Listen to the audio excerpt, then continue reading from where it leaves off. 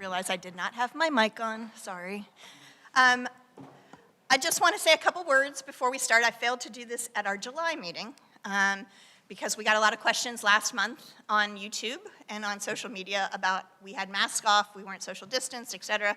I will say that this is a 6-foot long stick, and as you can see, Lisa and I are 6 feet apart. We've measured the chairs in this room, we've measured these desks, we're all at individual desks this month. So I want you to know that we are adhering to the healthy at work, healthy at school guidelines. You will see when speakers come up, when they move, they mask, just as like what we were gonna say when schools were in person. So I do want people to be aware that we are mindful of that. We all have masks. We were all temperature checked when we came into the door. There's hand sanitizer outside.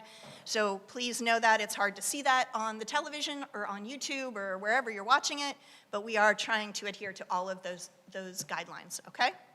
So with that said, I am going to open it up to the community forum, and Beth Neiman has a child in the Fort Thomas Independent Schools, and her questions are, Bashir recommended a September 28th start date today. Are you starting on that date?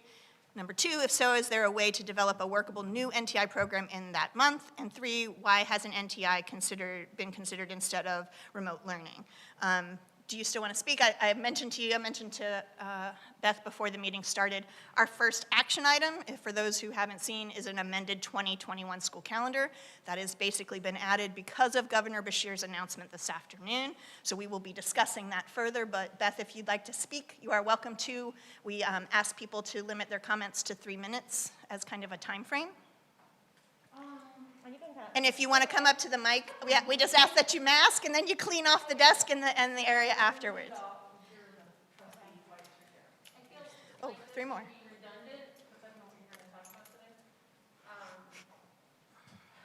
I signed up for remote learning about 2 weeks ago. I was very concerned with, I keep hearing more and more people in Fort Thomas have COVID. Hold on, Beth, sorry. The mic's not on. Hi. There we go. Do you want to take this off? Or it's purely up to you. You are welcome to leave it on. If you want to take it off, that's fine. So, okay, so I registered for remote learning 2 weeks ago. Very difficult decision. It's becoming easier as I see, I'll take this. It's becoming easier as I see more and more people infected or in the hospital. So now I don't feel bad about it anymore, but I am not at all thrilled about remote learning. I don't think anybody is. It seems, when I look at the program, it's a third party, I don't know what you call it, an education product, whatever, and a platform, and it seems very isolating. My son will not have, from what I understand, contact with other students the way he did with NTI. NTI was far from perfect, but at least he could kind of text other people and know who's in his classes and actually have classes that were Highlands classes or Fort Thomas classes. Now there's going to be a teacher in place, I understand that. So I guess my question number 1 is, because of Bashir's recommendation today, are you considering moving the opening of classes to September 28th? If you are, that would leave a month. Is there any way to, or any interest in creating some sort of revised, revamped NTI that included all students? Instead of now the remote learners would start in a completely isolated way, and the in-school kids will be on NTI anyway, online, but in a different online. And the remote learning kids will be there until January, whatever happens. So I'm wondering if this is a time where you would be more flexible in considering another kind of NTI, because I think a lot of parents, there's a Facebook page right now for remote learners that more and more people are finding out about. There's close to 400 parents on it now. It seems like the consensus is pretty even, that no one's happy about this. No one is excited about remote learning, but we're trying to like grit our teeth and get through it until January, where we can reevaluate the health situation. But no one's thrilled, so. And I will tell you that I don't think anybody in this room is thrilled. Yeah. I mean, I don't think anybody is really overly happy about anything right now, unfortunately. What I will tell you is that I think we will address some of that in our first point, in our first agenda item, which is the calendar. I believe Mr. Bradford can talk a little bit more about the remote learning platform as well to see if that can answer some questions. But those things have been considered. Clearly, Governor Beshear's announcement this afternoon has led us into a little bit of a quick trying to revise what we're planning. So bear with us and let's go to the action item, and I hope Okay. some of those will be answered. I And- may not be able to answer all of them for you, Okay, though. then just one more quick thing. I've noticed Sure. that following different school systems and locally in Northern Kentucky, other people are starting, but they're starting with NTI or whatever. Nobody is doing this remote, or a lot of people don't have this even as an option. They are with their classmates, whether they're in or out. So that looks like a better deal, so I'm wondering, are you thinking about that? I think, just so you know, we do have an agenda item on here for remote learning, and Mr. Bradford will give that, and he can also speak to what some of the other districts are doing as well. Yeah. So that can be part of it. I'm happy to hear that he's part of it. He's great. I know. It's not him. It's the thing itself. So, okay. Okay, if you don't mind, taking a wipe and wiping down Okay. the desk, and then I will call, I have 4 more that have just come in. So again, if you weren't in here when I asked when Beth got up to speak, you're welcome to come up and ask your questions. We will be having a couple of agenda items that may address some of that. We love to hear your concerns, but we ask that people limit their comments to around 3 minutes, okay? Maggie Mason? Yeah, come on up, Maggie. And then also, if you weren't here, please wear your mask when you move, and after you're done at the podium, you can either take your mask off or not. It is 6 feet distant from us. Please wipe down the podium after you're done. Okay, great. Maggie Mason, I think I recognize a lot of the people in the room. First, I just wanted to say I appreciate everything that everybody has been doing. I know that this is a lose-lose situation. I was the PR person for the district for 2 years, and I'm glad I don't have that job anymore. But with that said, I know today, so I just decided to come like 5 minutes ago, so kind of like not ready. But there's, talk, obviously, because there's always talk about, and so I'm just kind of coming to learn because there's talk that now the school year will be delayed completely until September 28th, and we won't start on the 26th. I can guarantee you that's not happening. Okay. Okay, we are not, Okay. we don't know where that rumor started. Let me put that to bed right now. If Okay. anybody else Then wants I to really ask don't that have that question, much else to say, because I've been hearing that from a lot of different no, people we today. are not waiting. I don't know where that came from, because we have not in any. We Okay. don't know. We are not. No. No. He didn't say that. Like- What we said. So I can put that to bed for sure before we even vote. We are not delaying the start of school until September the 28th. Okay. So know Then that. So yes. Because me as a parent, like I told Meredith, no in-person school till September 28th, and she's like, Mom, that means October 31st. So my biggest question is, it's September 28th now, then does that change? Then does that change? So I just want to make sure as a parent that we are starting somehow by August 26th, September 8th, because I just feel like our kids are ready to go back, whether NTI or however it's going to be. That's it. Okay. All right, If thanks. you could just wipe down the podium and put your mask back on when you move. It's new things for all of us, so Mm-hmm. I appreciate you coming. No, this is great. This is my first board meeting as a not a staff member. As not a staff member. It's been a while, Maggie. It's been a while. Okay. Denise Durbin, come on up. Hello, I'm Denise Hello. Durbin. Part of my attire, I came straight from work. No problem.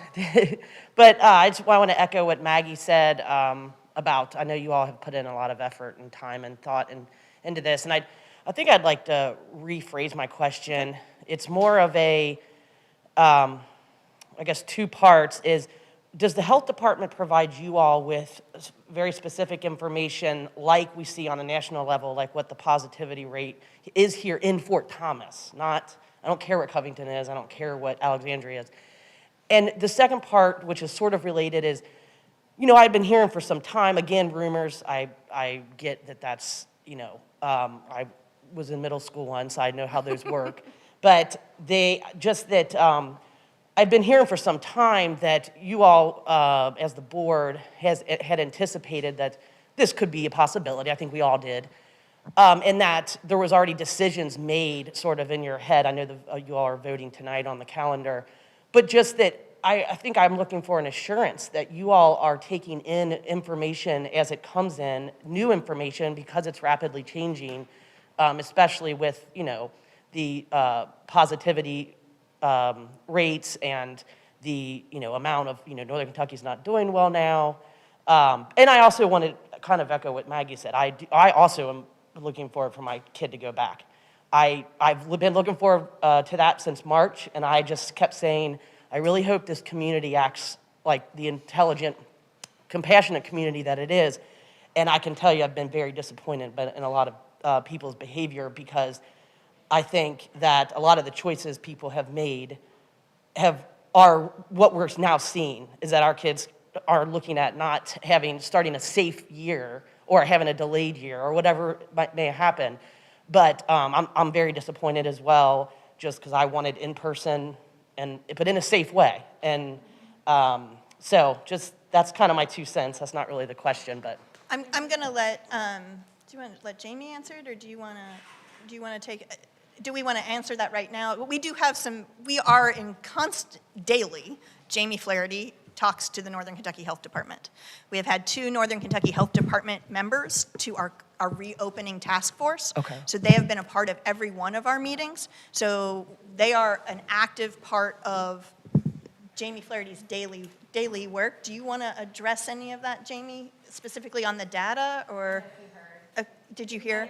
I can explain the 41075 information. So if you go on Northern Kentucky Health Department, so we do not have regional metrics. That's something we've been asking for every week of the commissioner and asking the governor. We do not have those. If you've seen sort of those heat maps, everywhere else we've not been given those.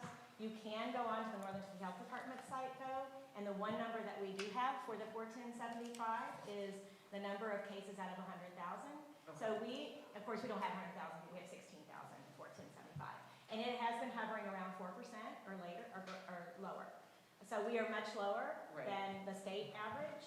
But I can tell you that's not why we were making decisions. We can, on a dime, change, but we have been taking direction from our Department of Public Health specifically, and they are giving us those directions. I don't know if you want to say any more about that. Absolutely, and that would be the involvement with athletics at the very beginning. We're bringing our students on campuses very quickly after we shifted into them allowing participation in small groups, cohorts.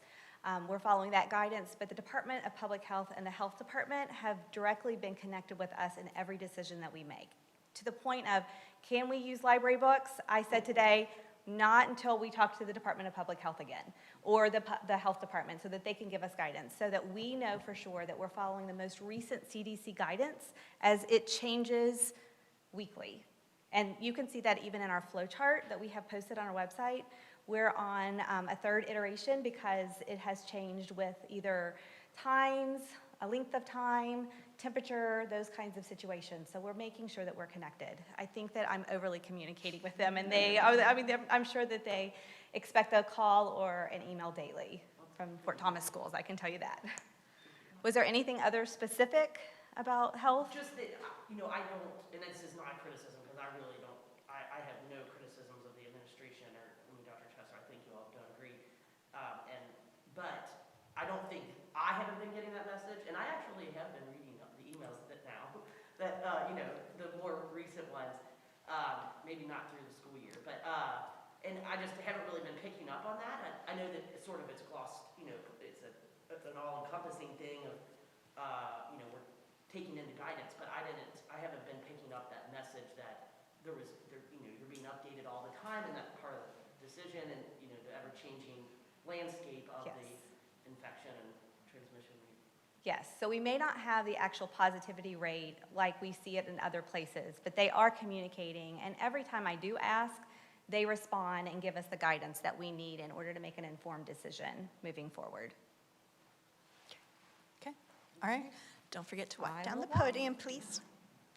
Okay, the next person I'm going to call up after Jamie gets out of the 6-foot radius is Bridget Go. Her question is, there currently a plan in place for NTI that improves upon the plan from last spring?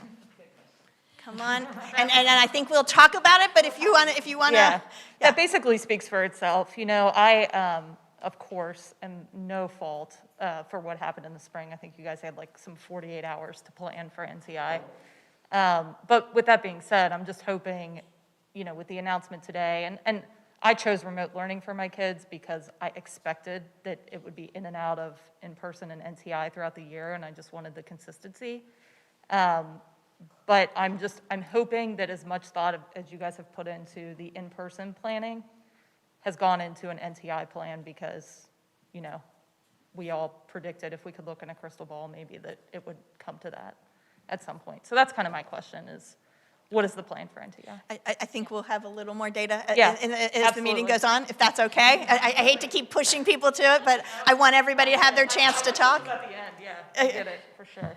And thank you. Yeah, we talked about moving, we always have our community forum, so those of you that are new to watching or new to the audience, we always have our community forum at the beginning, and so on this one, we might have wanted to move it to the end, but we'll maybe think of that for next month, but thank you. Okay, all right, and thank you for wiping down the podium. Next, I have two more, unless more have come in. Darcy Hoffman.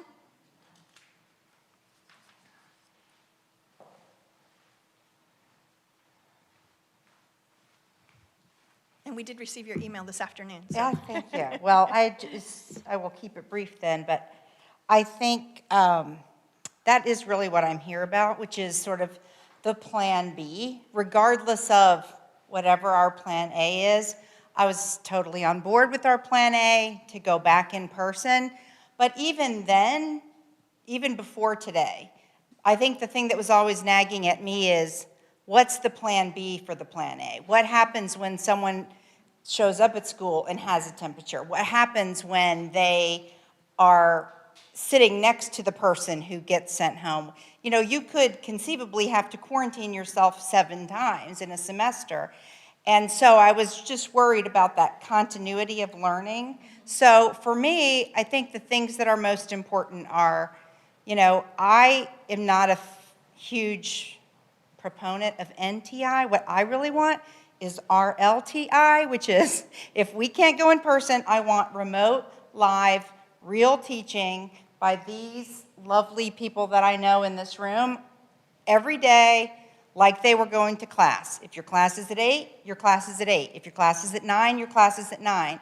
And you're engaging and ongoing and interacting and learning from your teacher. I have a graduate, I have a junior, and I have a senior. So you know how that is at that time. It's very important. Every move you make, every test you take, every decision that you go through is incredibly important to that next step in your life. And so it's really important that the thought of having to sort of do that with, you know, access to a teacher, but learning through some sort of other platform doesn't feel like the standard that I feel our community and this district holds themselves to. So, you know, I will just close in saying, I'll quote Mr. Bertasso, which is no online learning platform is a substitute from learning from our Highlands teachers. And I believe that, and I really want to see that, whether we get the benefit of doing it in person or we have to do it remotely. But I'm just really hopeful that that's where we'll head. And I will not forget to wipe down the Thank you. Hey, Karen. I had a text from Yeah, a community member that just Yep. said that sometimes they can't hear us, so make sure that those of us at a table here are speaking in the mics. Okay. Put the mic underneath our mouths, I think that basically. one's okay, up there okay, but for us, All right. they're having trouble hearing some of us, so. Can do. I'll try to speak louder and Speak louder. directly Directly. into the mic. Thank you. All right, thanks, Darcy. Okay, the last one that I have, unless somebody else has turned one in, is Michael Forrester.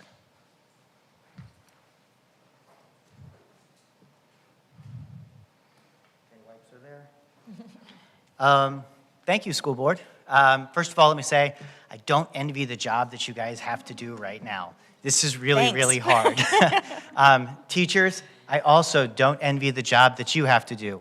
This is really, really hard. My question is, why are we engaging in this theater? We are playing games with ourselves right now. The governor just came out and announced that it was time to delay the school. Plain and simple. The numbers are what the numbers are. We have passions, we have feelings, we have all of these things, but the bottom line is we are not ready. Our kids are not ready. We are not ready. The schools are not ready. We have HVAC systems issues in our schools. We have all of these things. We have problems. And it's time to step up It's time to make decisions, and it's time to do something. All we're doing right now is engaging in a farce. We are playing a game with ourselves to buy ourselves time so some magical thing will come down the line, and all we're doing is delaying our teachers from preparing, delaying our parents from preparing, and delaying our students from preparing. This school year is going to be hard. It's going to be hard for everyone. It's going to be hard for our students. It's going to be hard for our teachers. But kicking the can down the road does not do us any good. It just doesn't. It doesn't protect our students. It doesn't protect our teachers. It doesn't protect our valuable members of our society, our vulnerable members of society, our veterans, our disabled. All of these people are at risk right now with this pandemic that's going on. And delaying the decision, stepping up to the plate, doing what you have been elected to do is what I am asking you to do right now. So my question is, will you stand up and will you make this decision? Thank you. Thank you. Thank you. Please wipe down the podium, please. Thank you. And then you have to put your mask back on to move. Sorry.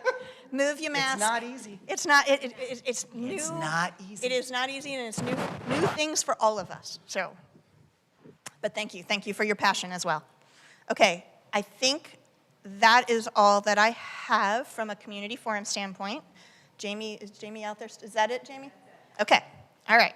So, with all of those questions asked, and there are passions just so much, we are going to move to our action items, and our first action item is amending the current calendar. So I'm going to turn this over to Dr. Chesser, and we're going to talk through, based on this afternoon's announcement from Governor Beshear, what the administration is currently proposing to the school board. So the way the process works is the school board has to vote to amend the school calendar. So right now, the school calendar is to start in person August the 26th. We need to amend that if we are changing that. So I will turn it over to Dr. Chesser. Thank you very much, and I anticipate that this is the question. My email was blowing up after 4:30 or so, and with some primarily saying, please don't delay the start of school to September 28th. So we do want to make sure everybody knows that was never anyone's intention, not to start school at all till then. So we did not know, just so everyone knows, we did not know that there would be a change until after 3 o'clock. So there was a call with all superintendents at 3 o'clock with the governor, and so we were able to have a conversation, and I'll explain why he and Dr. Stack said that it was important to make this delay an in-person instruction. But we had talked about possible scenarios. I think we anticipated. First of all, we do take our direction on whether or not we can have school from the governor and the Department of Public Health. So we have always said all along that if the Department of Public Health advises that we not be in person, we would certainly honor that. We also, and we'll make sure, obviously we're not doing a really good job of sending out our charts and all of that that shows what our responses are to COVID. We've tried to put all this in a really nice document online, and if you go on there, you'll see there's health and safety, there's a plan for every school, there are 26 pages of Q&A, so we try to keep all that together, but obviously we need to do a better job of saying what's in that document and getting that out to there. And later today, when we go over the plan a little bit more, you'll see the changing flow chart and that sort of thing that happens when people are quarantined or when we get that call from the health department so that you know we are in concert with them. And so at 3 o'clock, 3:15, 3:30, as soon as we were hearing from the governor, we made sure that the principals knew, we made sure that the board knew, and then we also were telling our teacher reps about it. And so immediately after that, we met virtually with all of our principals and came up with this as a way to both start school. We want to start school on the 31st of August, and we'll tell you why. That will be NTI, of course, and with the goal of being in person on September 28th. The reason that we are adding just a couple of extra days is to give teachers more plan time beforehand. And this will not impact the number of instructional days, it does not impact the number of days in the semester, and it does not impact teacher and staff members' contracted days. what we are doing is, if you knew from before, we had added these days, we called them pink days, but they were additional planning days that we could have during the first semester, some days off, so that we could take advantage of the variable calendar, and also so we could have some teacher plan days in case we did have to go to NTI. So that would be an additional day for teachers to get together without students to plan. And so instead, we are moving those up to that second week of August. So now our proposal is that we continue the week of the 17th as planned for teachers, so that teachers would have that opening day, they'd have a couple of professional development academy days, they'd have a couple of days for planning. The second week, the week of the 24th, we had originally planned to have the 24th be another planning day. The day off would be the 25th. We've always had a day off before school starts just to give teachers a break, and then we were planning to start the 26th. What we're requesting is that we moved a couple of those pink planning days to the 25th and 26th, so teachers and staff have 2 more days, and then we moved some work days, non-school days to the 27th and 28th, so then there'd be sort of that break for teachers, and then everyone would start on the 31st. So what that will do for teachers is they would still come the 17th, they'd have more time to plan, and then on the 31st would be the first day of school. So it really just is delaying that 3 days. I want to address the question about NTI. So we have worked diligently on non-traditional instruction, always knowing that that was most likely a possibility at some point. We were given guidance by the Kentucky Department of Education on when you might go to NTI. For example, if we had to shut down, if we shut down one school, we'd have to shut down all schools as a district. And they had advised if you're off 3 days, you probably need to go to NTI. We had already decided we wanted to go straight to NTI. We didn't really want to, have days that were non-instructional days, and we would go straight to that, so we needed to be ready. And so you may remember all the surveys we sent out in May to get the opinion of all of our students, our teachers, and our parents. And we have been working diligently on those. Now, granted, sort of the first step was all of the massive plans that had to happen for both in-person learning and also for remote learners, and then we knew the next step was to shore up NTI. So we have been meeting. We've met with all the administrators and leadership team to come up with basically some different areas of NTI that needed to be shored up, that needed to be looked at. And then actually Mr. Bradford is leading this work. You'll actually be able to see some of those later if you stay for the presentation. And he has been working with teachers. So we have teacher reps from every school who have already met with their schools, met with their principals, and are bringing their ideas to that. And so the goal is to meet again, I think maybe this week. This will give some extra time for that so that everybody feels really comfortable with that. But we anticipate that if we can give those additional plan days for teachers, that would be something that would be beneficial. But then all we're doing is just delaying to the 31st for the first day of school. NTI, of course. We will follow the recommendations of Department of Public Health and the governor. That is our recommendation. And part of your recommendation, because I think this might get to a couple of other questions, is that we would still have two pathways, I guess is what I would say. Yes, we will. The goal would be, our goal is to come back to in-person learning on the 28th. Of course, all of these plans that we have been working diligently on, and I cannot say enough about the leaders in this room and the board, it has been a nonstop 24/7 journey to try to overcome every single obstacle we had, no matter what methodology we did. A few days in schools. I mean, we had an article that came out this week, I don't know if you've seen it, about that hybrid models are pretty harmful. So we wanted to go to the model that was in-person instruction, if at all possible. And that's what we've been working on.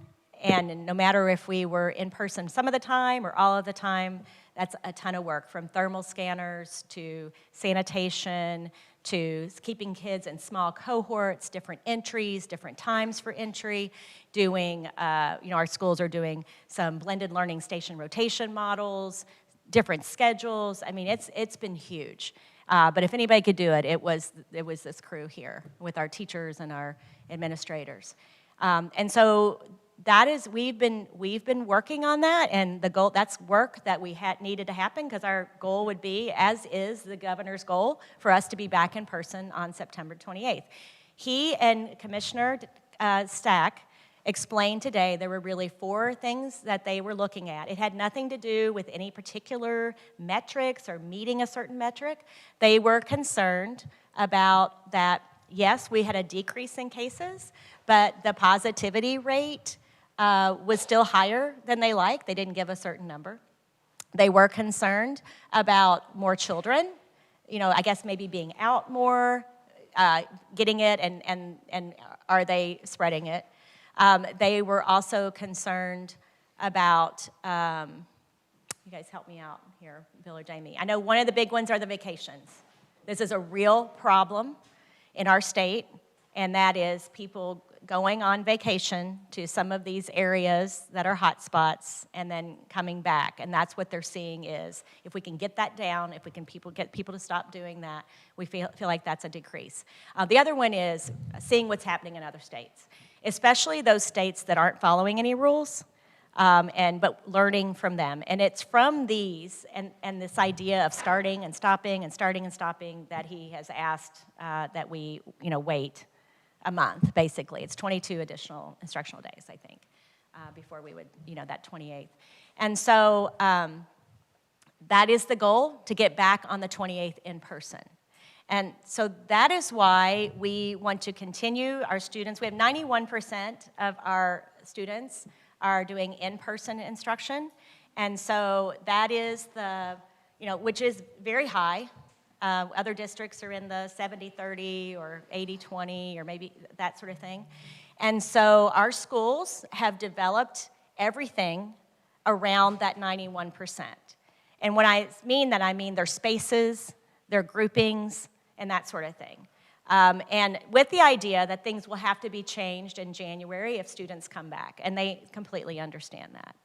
And so the goal would be that those students who did choose that, they've been assigned a class, they will be working with that class through NTI. The students who chose remote learning, that's about 9% of our students, they also have very specific Fort Thomas Independent Schools teachers who will be working with them, grade level appropriate teachers. They have very specific programming, many times, connected with credits or very specific classes. And so also that content will be broken out so that it is appropriate level of number of instructional hours per semester. And so the goal would be to get them started right away also on August 31st so that they can be on track to complete those credits, to complete those standards, to complete those activities and strategies with their Fort Thomas teacher. And so that's why the goal is that we are able to operate with both of these choices and at a very high level. And so, does that answer that? I hope that answers some of it. Yeah. I just want to reiterate, though, to what Dr. Chesser said, is this work was going to have to happen anyway. I mean, if you think about it, even if September 28th happens, or if it's later, if it's sooner, whatever, this work, we're not going to go from NTI world back to normal school. So this work had to happen. And I am extremely proud and just so amazed at the commitment of our administrators, our principals, our staff, our teachers, because for those that haven't paid attention this summer, they have given up vacations, they've worked weekends, they've worked nights. I know they have all lost sleep, as many of us probably have, but they have dedicated themselves to this district and these students and the staff to try to get them back as safe as possible and to try to continue learning at the highest expectations possible for this district. And so I just want to make sure that that is clear, and that work had to happen. I will open it up to my other board members for comments, questions before we, take anything else. Make sure you have your mics on and talk directly into it, please. So as I understand it, right now, the governor wanted us to be in NTI until September 28th? Okay. So after we're all on NTI, then do we go back to either or in class or remote learning? No, that's kind of what Karen was getting at, is those are still going to be two different platforms. So they're still going to have to be two different see platforms because of your in-person, the people who chose in-person Correct. will do NTI. Oh. The remote learners will need to go on that path because of the way, and I'm sure Bill can get to this later when he presents. He is much better equipped to answer this as he's been doing it because of the way the programs are designed Okay. and the way that our in-person folks, the way our buildings have tried to work with that 91% in small groups, especially at the elementary schools and stuff. Those two pathways still have to happen. Okay. So remote learners will start on August 31st in the remote learning as if the rest of the group was in person. Okay. Does that make sense? And then the in-person will go to NTI. Yes. Okay, now I got it. It was a little murky for me to understand. It's confusing for everybody right now, I think. Well, and let me just say, let's say we, granted, let's say we go back September 28th, something happens on October 31st. Again, remote learners, they'll be on their path. They don't have to go back and forth and all this sort of thing. But the students who are in person, they might go back to NTI and back and so forth. But we wanted to make sure we had that consistency as well with those students who chose the virtual remote learning path, so. Okay, well, that makes sense now. Thank you. And Jeff? Make sure you pull it close so those on YouTube can hear. Kind of have to hold it a little bit. Well, Mr. Winkler? you gave me the bad one. There it is. Oh, there Now it you're is. on. There it is. No, I want to say the same thing, how hard they worked. And to the people that talked, I think that we take this very seriously. It's not, if someone told us that this virus was going to be here for 6 weeks and then we were in the clear, it would have been a totally different thing. We may be doing this for 2 years. I mean, you gotta figure out when a vaccine comes, when enough kids have the vaccine. So, I mean, this is a long-term thing. And I those of you who don't know me, I was a teacher. So we need teachers in front of kids. It scares me to death the longer that kids are away. And I think we did a good job starting in March, but we were really triaging, and it's at the end of the year. And at the beginning of the year, it's a totally different thing, and I worry about the non-readers. I mean, so there are lots of things that we have worried about and considered and talked over, and we want to make NTI better. So all of those things that you've talked about, we've taken really seriously. Yeah, just to comment on the whole thing, I was just extremely disappointed in the lack of leadership that we saw today. I mean, there have been guidelines given for not only schools opening, but for a number of activities around the state. And I think we've done a great job of following those really to the T to make it safe. So today, we were just given fantasy of, it's nice that you met those guidelines, but now you can't open. And there was no reason given. Now there's a fantasy date of September 28th that we know the virus isn't going to be gone. And in fact, it's going to be here probably for next year or the year after that. He mentioned today that he wants to keep kids safe. So nothing's going to change between now and that date, or the spring, or probably late next year. And we can't keep kids out of school. There's got to be a way to do that. I was just disappointed. That is not how leaders should operate. And where you can't change the guidelines, and you can't change the rules for people, or they're going to lose faith. And that's what we saw today. I was disappointed, also in the presentation, and it was really just the way I felt that he was just showing fear, and that was the mention of some of the schools and some of the other things that were going on around the country. The examples that he gave of schools that were failing in the efforts to do it, one was in Georgia, who chose to go without guidelines, which would seem like a bad idea, and I think it was. But the other one he used was in Tennessee, which was a school that had quarantined students that came in contact with another student, which is what you're supposed to do. It was less than 0.5% of the students in the school they quarantined. And it wasn't even for a 2-week thing. It was just to determine if they came in contact and were potentially sick.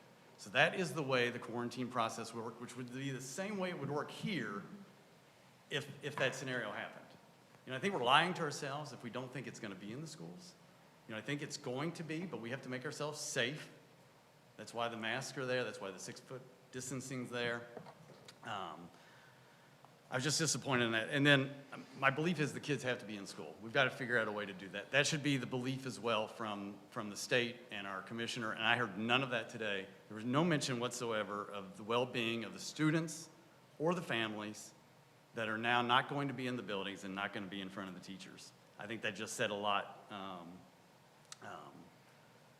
for what we heard today.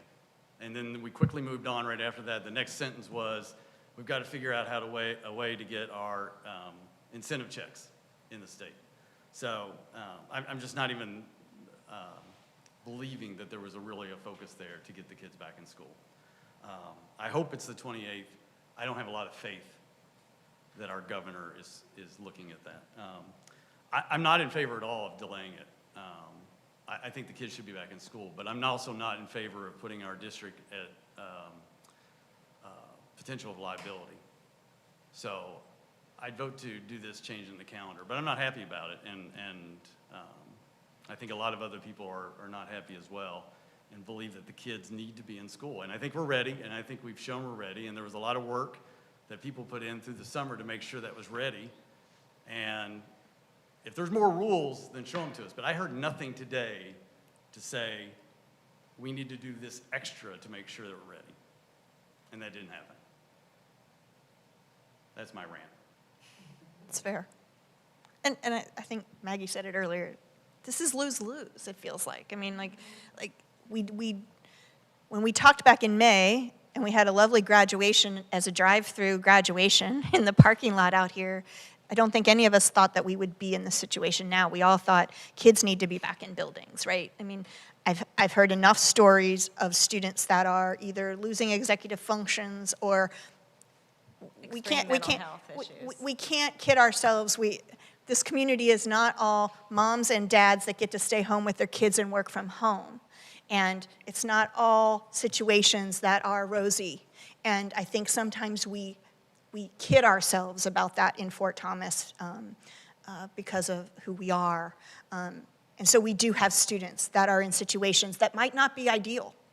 And I'm with you, Jeff. I struggled with this. You know that I struggled with this all summer as to, do we go back in? Do we do NTI?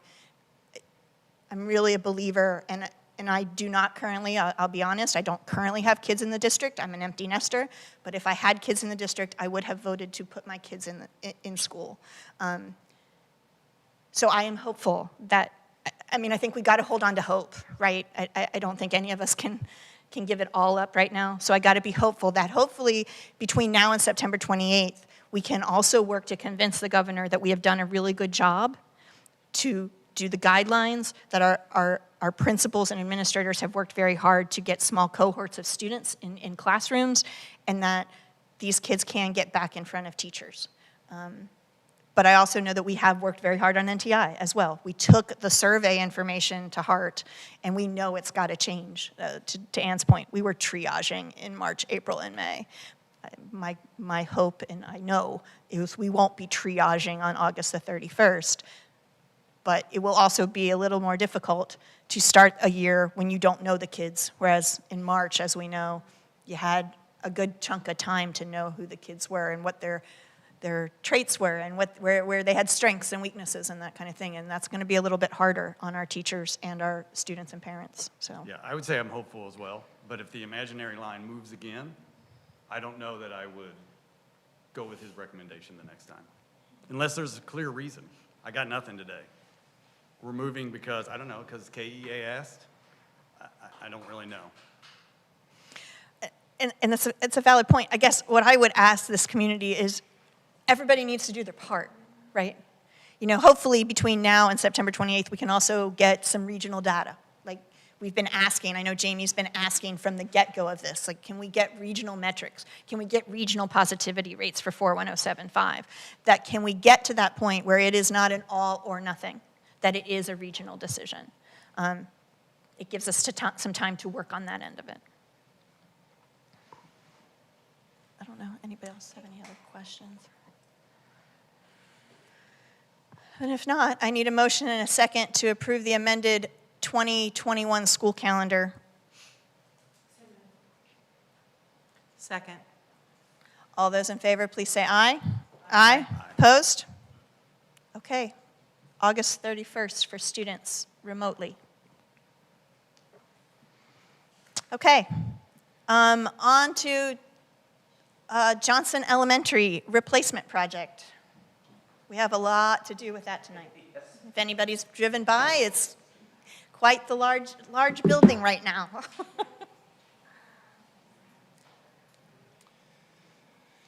We do have a large number of items. We'll begin with a project update. As Karen indicated, the project is going quite well. Progress has been very rapid. We've had very good weather. We've had a few bouts of heavy rain that have slowed progress, just maneuvering items around the campus.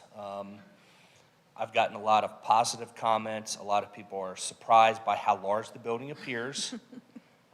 They forget that it used to cover a much broader expanse of the campus. We're just kind of consolidating it and raising it up a little bit. Things are going quite well.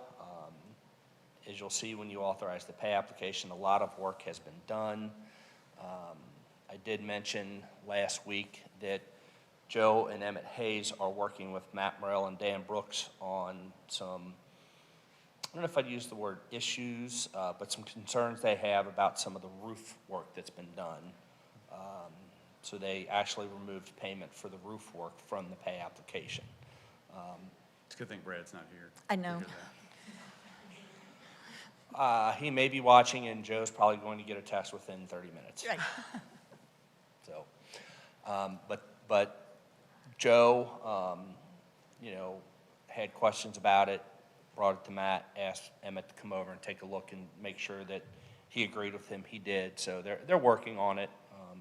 And as with all the projects we've done with Morrell, we've had little things here and there, and we've been able to resolve them amicably. So I expect the same here.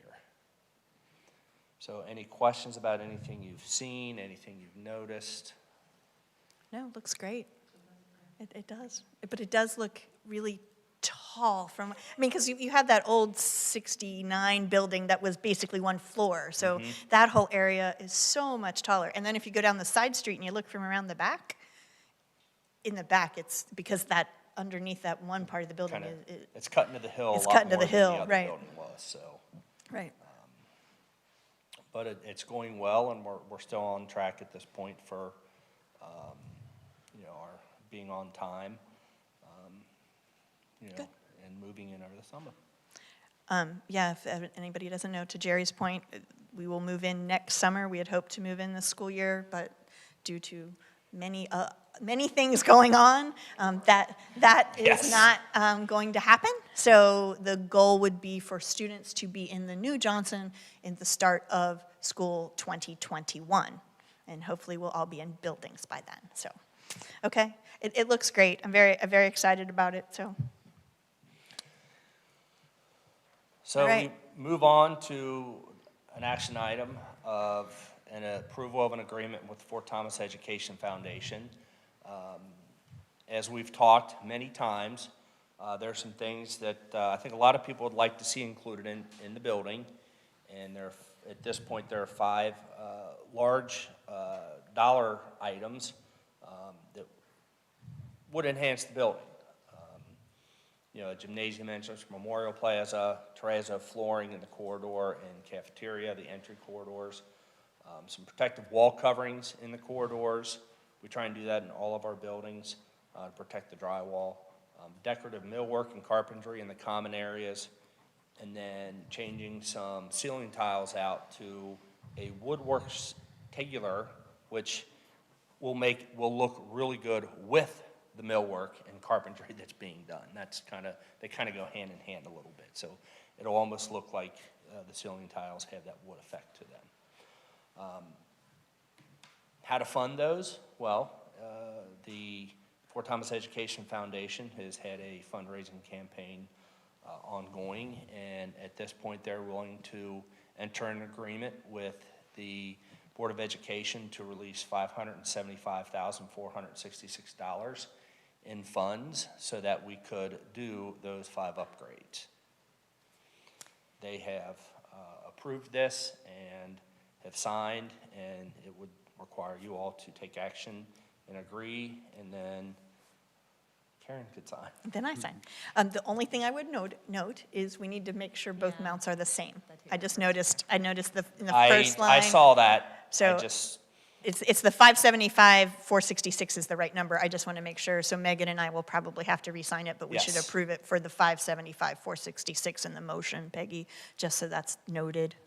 But I will state, thank you to the Education Foundation once again. So they helped us tremendously on the Highlands High School campus. And when these kind of items were ones that we could not afford, they stepped up again and have 575,466. and have graciously stepped up for over $500,000 to help us add these things to the Johnson Elementary School. And just as a reminder, if everybody doesn't remember, we did get funding from the state for this school as well, which the foundation really helped us with advocating for. In addition, we had change in a statute. We advocated for that so that we would get additional equalization funds. All that together was about $14 million that we were able to access. That was the only way we had funding and bonding potential to build a school. And so we were just a little short on some of those. As you know, cost had gone up. And so we were very, very appreciative of the Education Foundation for going in and campaigning and trying to find money for some of those upgrades that we like to put in the schools. And so we're very appreciative of all that work. Yes. Okay. If nobody else has any comments or questions, I need a motion and a second to approve the agreement with the Education Foundation for the amount of $575,466. So moved. Second. All those in favor, please say aye. Aye. Opposed? Motion passes. All right, on to change proposal 30. These are all related to the agreement most of them are related Yes. to the agreement we just approved, correct? Yes, because 4 of those 5 items, we have final pricing on, and they all exceed a specific amount. The board has to act on each of these individual change proposals. The first is change proposal number 30. That is in the amount of $114,989,000. That is the change proposal to add the terrazzo to the mall, the corridor, and cafeteria on the lower level. Okay, I need a motion and a second to approve change proposal number 30. So moved. Second. All those in favor, please say aye. Aye. Opposed? Okay, change proposal 34R. 34R, and that is in the amount of $49,574. That is to change the gym entrance plaza at the 2 upper entrances to include additional site concrete and brick seat walls. Okay, I need a motion and a second to approve change proposal 34R. So moved. Second. All those in favor, please say aye. Aye. Opposed? Okay, change proposal 36. 36, that is to add the impact-resistant wall covering in the corridors with stained wood trim, and that is an add of $87,540. Okay, I need a motion and a second to approve change proposal 36. So moved. Second. All those in favor, please say aye. Aye. Opposed? Okay.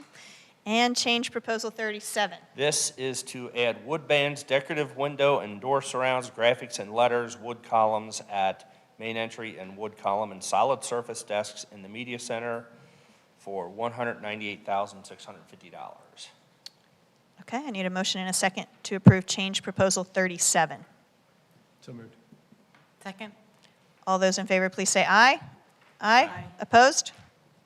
All right, now to change order 4, which includes all of the change proposals that we just approved and several additional small items that you have either approved or Dr. Chesser has approved. Okay. So that change order 4 as a package going down to the Kentucky Department of Education will be an amount of $489,566. and again, for those watching for the first time, we've already approved everything in here and just approved 4 items that are added into this. So it's not in addition to, it's the way the construction process works. You have to approve a change proposal first, and then it goes into a larger change order. So little Kentucky schools construction education for you. It's what we've been dealing with for a Well, and while. the reason why I can approve some of them and not Yes, the board has that's to right. do with the amount. Yes. Correct. So that's when people. We have a set of under 25,000? Yeah, $25,000. 25,000. If it's under Anything over 25,000, the superintendent can approve it without coming to the board. Anything over 25,000 has to come to board approval before we then put it in this change order, so. And we work closely with our general contractor, Morel Construction, to make sure all of this is in order. Okay, I need a motion and a second to approve change order number 4. So moved. Second. All those in favor, please say aye. Aye. Opposed? Okay. And now, and you're also getting a lesson in how much work it is, paperwork-wise, for a school construction project, because now we have to revise the BG1. And for those that don't know, a BG1 is basically the document that kicks off a construction project in our district with the Kentucky Yes, Department of An Education. important component on that is you have to tell them in one column how much the project's going to cost, and in the other column how you're going to fund that. So, because you just approved the agreement with the Fort Thomas Education Foundation, both of those columns have to be adjusted up by that. You have to round up when you're working with fact packs, so I had to increase that by $576,000. They don't like numbers. they- They don't like dollars and cents. Yes, so the final number on there is $24,317,913 after Right. you add that equal amount to the contingency fund and what's called funding through an external partner agreement. And I will say that is one of the good ways that Kentucky has done school construction, in that you have to have all the funds before you can actually spend the money. So I know other states, and specifically Ohio used to be different, in that you have to have all the money in place before we can start a project. And without that, you don't get to start, which is why we had a few delays in the Johnson project getting started, so. And just, what was the number the state gave us out of the 24? Just, Well, if you look at they gave us 7.6, and then they continued the equalization, which is about $440,000 a year that was supposed to sunset in '25, so we actually got it for the life of the project. So we think altogether, that gave us about $14 million. yeah, so that's a big part of that number. And Correct. we wouldn't have been able to do the school without it. Correct. And that's consistent with Woodfill and Moyer as well, I mean. And other districts benefited from that too, by the advocating Yes, for equalization. the statute so- change, definitely. Okay, I need a motion and a second to approve the revised BG1. So moved. Second. All those in favor, please say aye. Aye. Opposed? Okay, and on to the final Johnson Elementary item, the pay app for Morel and the Pay amount. application for Morel. When we get to certain phases, they are large. So this pay app 17 is for $1,111,516.84. Okay, I will ask Brad's question. Did Joe review it and all the i's are dotted and t's crossed? Yes, because as indicated earlier, he requested some be removed. Gotcha. Okay, So moved. need a second? Second. I'll let Peggy decide. All those in favor, please say aye. Aye. Opposed? Okay. All right, Jerry, on to the lease agreement with DTH Investments. Yes, as part of our reopening plan and trying to social distance in the classroom, we had a lot of items of furniture and equipment that needed to be removed from the school buildings. But we did not want to dispose of them because we will need them again. So we worked to find a location that was close, a location that was relatively inexpensive, where we could easily access it, come and go as we please, and where there really were no additional costs other than paying the monthly lease for the space. So we reached out to several of our contacts. We ended up working with DTH Investments, which is, we're working with Todd Jose on this. And he found a location for us on Tremont Street over in Cincinnati. It's off Harrison Avenue. It is 13 minutes from the district, so it's not very far if we have to go over and get something or take things over, and it's only costing 30 cents per square foot. We looked at a lot of other options, some that may have been closer but were significantly more expensive. You know, they are, I think that the next least expensive was about 70 cents per square foot for no extra cost with all the conditions we're getting there. So we save a considerable amount of money partnering with them on this warehouse. And we're only paying for the space that we use. We haven't leased certain Only- space, only what we use. only pay for the space we use, and that can increase and decrease every month. If we get to a position where we can bring a significant amount of material back, we bring it back, the amount of the lease goes down. Okay. Does anybody have any questions for Jerry on the lease agreement? No. Okay. We talked about this a little bit at our working meeting on Yes. Thursday as well. And let me just say too, we anticipate, because this is one of the expenses, I'm just saying it because the next expense as well, that since it is targeted, it's a temporary cost, targeted for reopening, Yes. that FEMA should reimburse us for this It at is 75%. it is a of that. direct expense caused by the COVID-19 national health emergency. So we do have several funds available for that. We have the FEMA funds, and then also we have something called CARES, ESSER and GEARS fund, and anticipate to get some more. So hopefully then, I mean, these things are costly, but we have an avenue for paying for those with additional funds. Okay. All right. I need a motion and a second to enter into the lease agreement with DTH Investments. So move. Second. All those in favor, please say aye. Aye. Opposed? Okay. And next is a request to establish a district custodian position. And this is another COVID-19 related expense. As we look at our different facilities that we take care of, we realized that there were some spaces where when we have students in there during the day, we would need to increase our custodial coverage. We thought the easiest way to do that was to hire one person as a full-time custodian that would be assigned to multiple locations throughout the day, that would be going around taking care of the buildings where staff and students were, district staff, bus transportation, really anything we needed them to do. Our original intent was to try and have this person in place as we started to do all the different training. With today's news, is something we may hold off on, hiring that person for a few weeks. We really haven't had a chance to discuss that because there were more pressing matters to deal with between 3 and 6. Yes, yes. But if we go ahead and approve it, You can it approve allows it. you to hire it at some We point could down the road. post, start accepting applications, and then make a decision closer to the date that we would actually need to bring that person on board to provide that additional support. Okay. All right, anybody have any questions for Jerry? If not, I need a motion and a second to approve the additional district custodian position temporary. So move. Second. All those in favor, please say aye. Aye. Aye, opposed? Okay. Thanks, Jerry, if you don't mind Okay, cleaning done. off the desk since you've been up there for so long. Absolutely. And next up is going to be Jamie Flaherty with interim policy updates.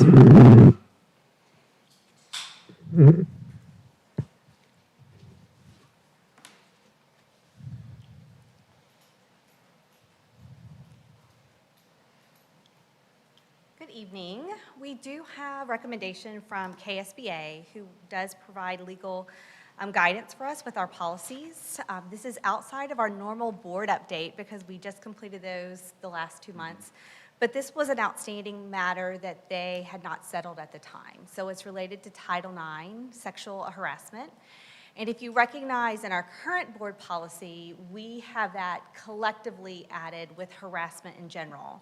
So I'm proposing the added policies that are listed to be amended based on separating sexual harassment and isolating them and creating those as additional new policies. This would be a second read. We had our first reading at our working board meeting this past Thursday. There will be a collection of procedures that are attached to the consent agenda as well that will be there that will then fall in line with these for their reading too. Okay. I just want to kind of explain a little bit to what Jamie said. These come from our Kentucky School Board Association. So this is something that they are recommending to us, that they have their own legal counsel that goes through and recommends these policies for us. It's also been looked at by our group. And it's just, it would have fallen in our annual policy update had they had it complete at the time. And we have an annual policy update from them every summer. So this is just an add. It's not any specific instance that led to these policies being pulled out separately. It is a recommendation from our Kentucky School Board Association. Correct. Okay? All right. I need a motion and a second to approve the policy update. So moved. Second. All those in favor, please say aye. Aye. Opposed? Okay, thank you, Jamie. Okay, emergency day approval, Karen. Yes. So, as we've been working on reopening, we wanted to make sure that we've addressed any concern that our teachers and staff have regarding what happens if they test positive or if they have to be quarantined. We'll get to later when we look at the website, you'll see the very specific flow chart that we have, that we work with the health department, and we know exactly when someone must be quarantined, when they must be isolated, what does it mean when you have a fever, and that sort of thing. And we want to anticipate, be proactive with any of those processes. And so you may be aware there is some federal legislation that provides 80 hours of emergency leave for employees if they must be isolated, quarantined by a health agency. And we wanted to give more than that for our staff and make sure that that's not something that they worry about. And so typically there's legislation. You can see right there 161.152, that was 2, Section 2, in Kentucky Revised Statutes that says that you have a 3-day limit on emergency days, and we give that every year in the district, and those are for specific areas. This actually is a waiver that the state board has provided that says that districts may give more than that. And so we want to be proactive and be able to give additional emergency days. And so what this does is this gives me the ability to be able to grant those for any teacher or staff member who is told to quarantine by our health department, state or local health department. And so that can be for a variety of reasons that they're quarantined. It could be that they have tested positive. It could be that they've been exposed, a variety of reasons. So this just gives that ability to do that, so we can take care of our employees. Okay. Anybody have any questions for Karen on the emergency days? Yeah, it makes sense. I assume we'll have some discussions with them when they show up and, well. Yes, so when the this training would, starts. of course it is. We talk to each person on a case-by-case basis. We definitely want to encourage people to practice safe practices, not to travel to any of those advisory areas, not to participate in these large gatherings and parties and things. So we do realize that sometimes people will get this outside of anything happening at school. But we do want to make sure that if the health department says that people have to quarantine, we give them that ability to quarantine. That's good. Okay. All right, I need a motion and a second to approve the additional emergency day approval for COVID. So moved. Second. All those in favor, please say aye. Aye. Aye. Aye. Opposed? Okay, motion carries. Karen, Public Relations and Marketing Services. Yes, so we, as Maggie said before, Maggie. did PR for us, I guess, before. She did. So we have not had we do not have a full-time PR person or PR department. As you remember, this was just one of 6 jobs that Peggy Hughes has been doing for several years. And so starting in the 17-18 school year, we decided to contract out those services, which does end up being less expensive than having a person on board. So we have been, Living Media has been the selected group. I think we have 1 more year before we do an additional RFP. Prices were not raised. We have had exceptional service and many, many services beyond what any of the other the proposals had said. And so this is just asking to extend that for the one more year that's under that contract. And do you want, since we have more people in the audience and more people watching, do you want to give a little bit? PR sounds like we're spinning things. It's not what it's about. I know. Public So relations I want to and give a marketing. little bit of what Living Media does for the district and how they help us make communications with parents, students, et cetera, in the community. Yes, absolutely, and I don't You want think I me- I have have it, I that have form it. that I gave you guys at the working have it. meeting. Thank you. Okay, so many times, I can just tell you with our public relations and marketing services, we have Living Media creates content for us. They actually direct our Twitter account, Facebook, Instagram, LinkedIn, and they actually post content. Most outside organizations will give you a strategy for that, but they actually create the content. And so, for example, I think over the last year, I could read it here, they have created over 50 videos for us. They do press releases. They've had many articles written in both the surrounding, online news and social media platforms, as well as we've had many media events on TV. So especially with, say, for example, Fox News. They've also done many podcasts. They've helped us with crisis PR, public relations, and this is something that we wish we never have to have, but unfortunately, we have. And so if there's a death of a student, if there is some tragic accident, if there is something that's happened with law enforcement, they do help us with that as well. So it's day-to-day Facebook, Twitter, Instagram posting. We've done some special programming, such as our employee recognition program. In addition, they've been doing a lot of graphics for us lately. So if you see things out like the remote learning masking campaign and those kinds of things, that's also Living Media. Yeah, I remember a couple of things that they did last year, especially like the crosswalk safety video. They did that. I mean, so if you think about how important that is for our community to understand the crosswalk safety, school buses, don't pass them, all that kind of stuff. So that was one of the ones that always comes to mind for me.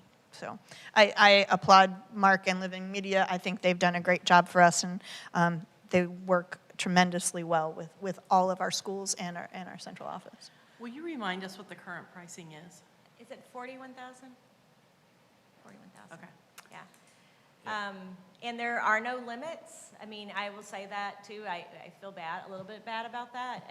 On some of the other proposals, it was you may have 3 videos for the year, or you may have, we are just, anytime we ask. I will tell you, we meet every Friday during the school year.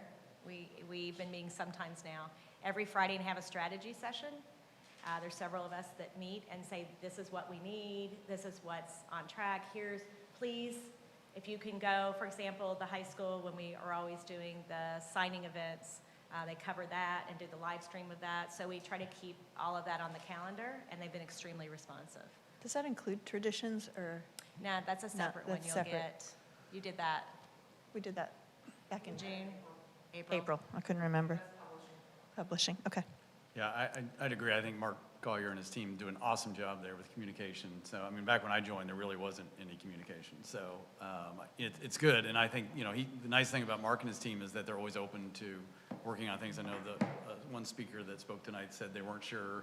They knew that we had constant contact with the health board. So I think there's always opportunities to see how else we can do that. Because I think now especially is, that constant communication so everyone knows what we're doing and how we're going about it. And I think I saw an email today where someone said we need to be more open. So I feel like we're pretty open, but if someone wants us to be more open, then we should see where that is and what we're missing. Okay. I know, just as an example, I don't know if you all saw, I was probably the only one that ended up watching them, but my 40 videos of NTI, every night we did a video. It sounded like a good idea when you thought there was going to be 2 weeks of NTI. But, every night we did that. My son, who's a filmmaker, but Mark took every one of those and packaged them and put them on all the different social media and did all their responding and make sure they were, so that, I mean, and sometimes that was at 10 o'clock at night. So anyway, he's been very responsive, I'll just say. So does he do print, any other print? I know that Traditions was outside, but. Yeah, anytime we've had flyers, you know, when we do all our stuff for open house, he'll just do that. When we've wanted flyers, when we do other kinds of graphics, like if you know for launch, the rental, that little pamphlet, he did all those for us. When we thought we could rent. Our portrait of a graduate, we went to conferences and we talk about Fort Thomas, and he printed all those out, and so that's been a lot. Magnets and. Okay. Anybody have any other questions or comments?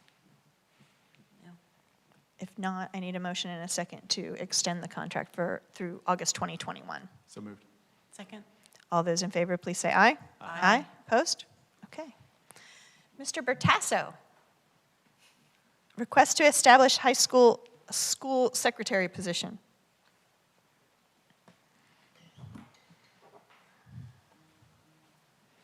So at the high school, we have a few different secretary positions, but we've had what's been referred to as an office assistant.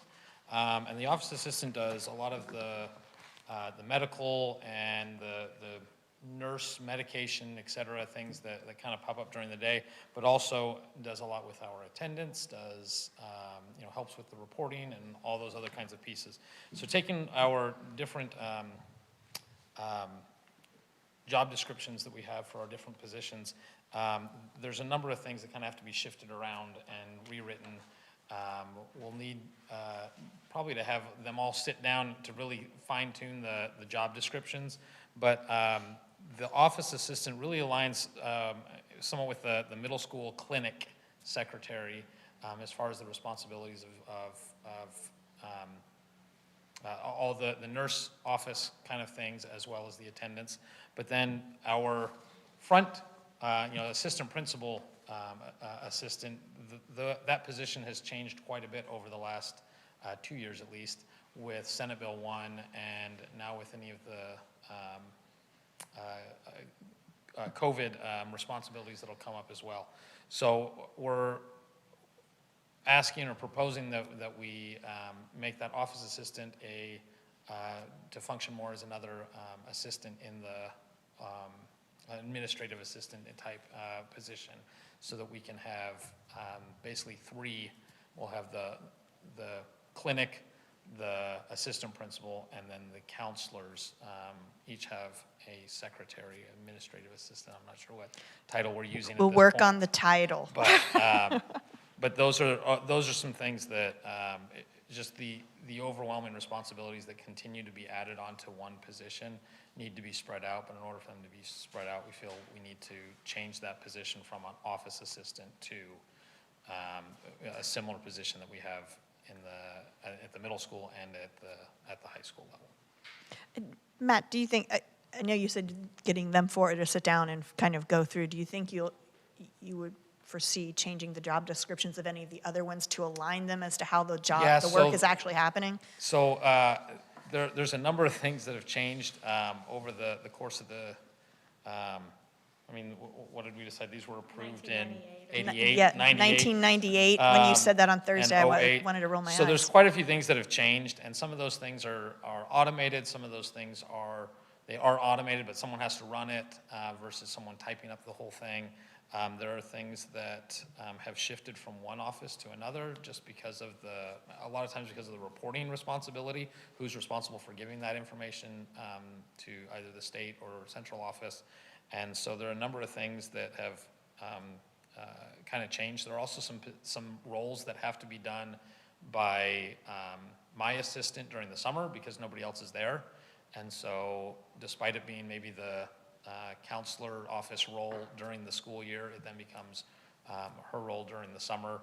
And so there's some things that have to be kind of, cleaned up as far as who's doing what and when and et cetera. Some things like this has that the assistant principal's secretary would be typing up daily the attendance and tardy bulletin. Well, that's a report in Infinite Campus now. Infinite So you don't Campus have to now. type it up, but right. someone has to run it. Somebody still has to run it, but doesn't have to type it. I don't think Jill would be happy if I went in and said, well, your job description says you need to type that up. So right. stop running the report, type it up so we can do that.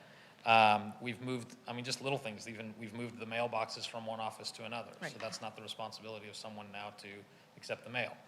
So there's quite a few little things like that that we aren't doing the same that we did 12 to 22 years ago that really need to be cleaned up, but we also want to do that with the people that are in those positions to make sure that we're not missing anything. And just to be clear, it's really not creating a whole new position. It's It's- moving the office assistant position to this position, a Yes. different level, and then basically doing away with that office assistant position, Yes. correct? It's about a $5,000 difference, Okay, so it's not substantial. okay. The only thing I would ask, as I asked on Thursday, is that we rethink the name. So when you're looking at all the job descriptions, let's just rethink that. But it makes sense. And I'm happy to have that conversation with all the parties in the room. I hear you. I understand. I don't want to make that decision. No. Okay. Anybody have any questions for Matt? All right. I need a motion and a second to establish the high school secretary position. So moved. Second. All those in favor, please say aye. Aye. Opposed? Okay, thank you. If you don't mind wiping down the podium. Okay, that is it for action items this evening. Now on to discussion items. Jody. Where's Jody? Oh, there's Jody. His first director of His first director of technology report. Oh, you need the clicker.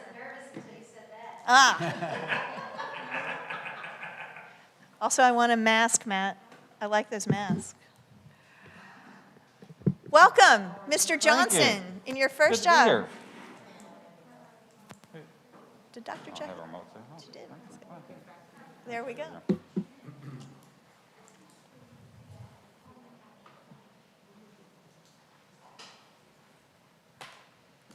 For those that don't know, Diana McGee retired at the end of July. July 31st was her last day with the district. Jody Johnson is now in that position as our Director of Technology. Is that technically? Director of Technology and Information. In information, there you go. Yeah. Well, welcome. And who would have thought that data security and breach procedures would be one of the lighter topics of the night? But it is my responsibility as the Director of Technology and Information to make sure that the board is aware by August 31st of each year by state statute that the Kentucky Department of Education's Office of Educational Technology does have in place best practices for schools to follow for data security and in case of a breach. So this is that annual public acknowledgement. What happened in 2015, I believe, is House Bill 5 told us what it was we were supposed to be safeguarding from a student level or from a staff level. It doesn't have to be student. But this is the definition, according to House Bill 5, of things that we have to safeguard. So just as an example, if we were to release unintentionally, or if there was a hacking situation and we were to release the first name, the last name, and health information of an individual, whether it's a student or a faculty member or a staff member, that would be considered a data breach according to House Bill 5. So they gave us a very specific definition of what that would be.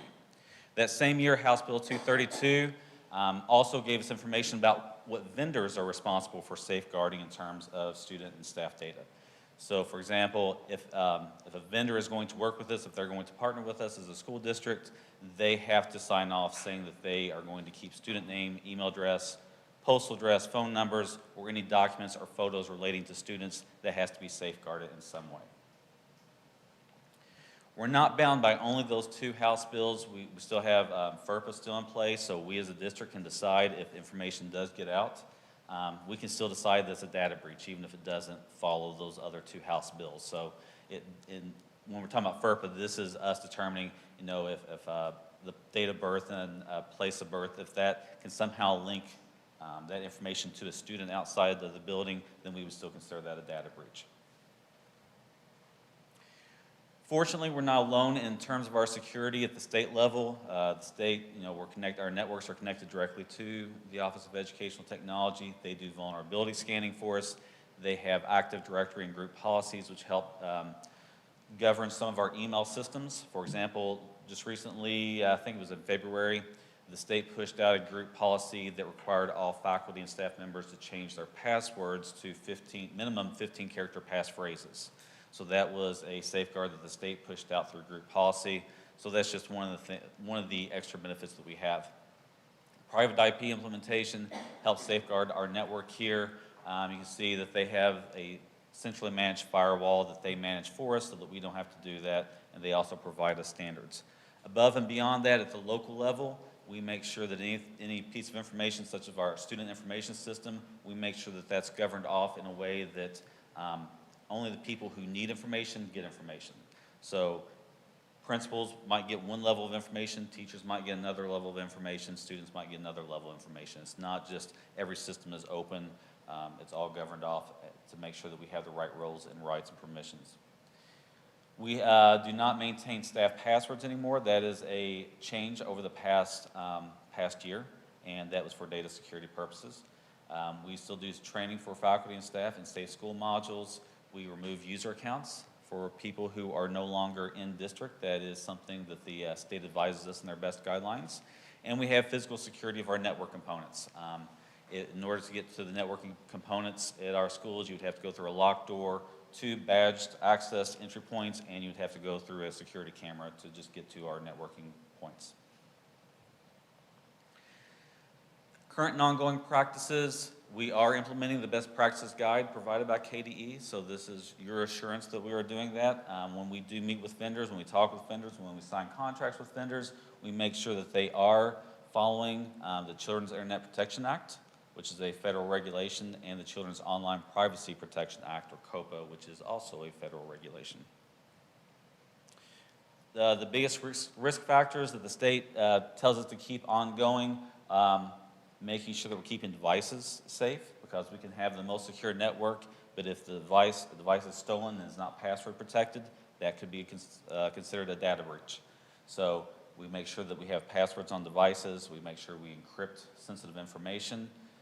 You can also have accidental data sharing via email or printer. I know at one point in time, there were 3 Jody Johnsons that were on the state global address list just in the state of Kentucky. So it can make it very easy to send an email to the wrong Jody Johnson if you're not careful.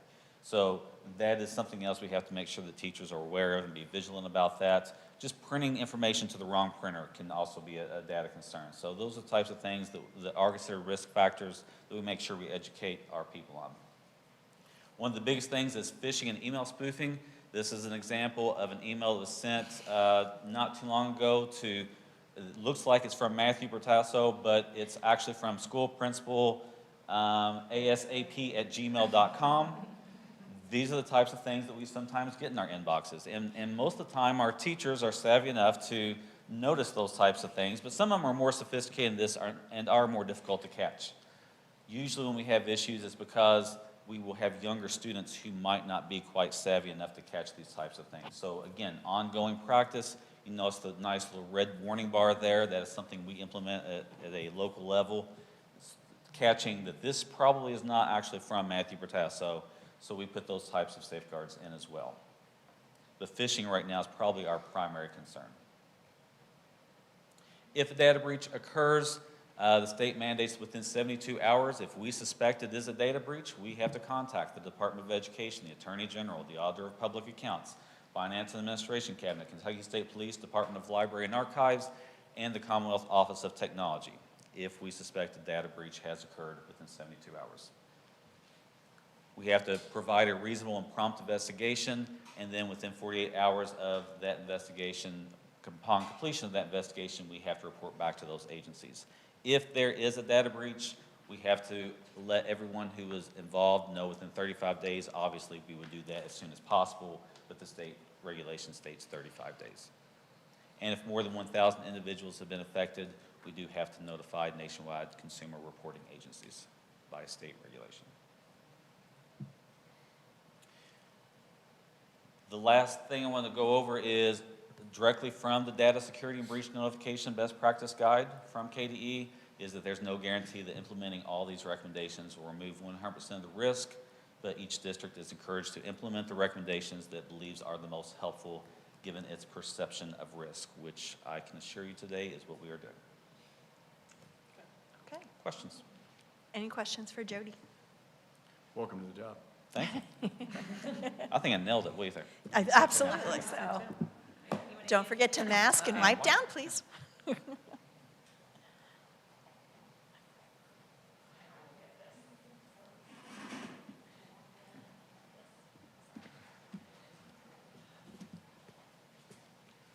Yeah, who would have thought that data and security breaching would be just,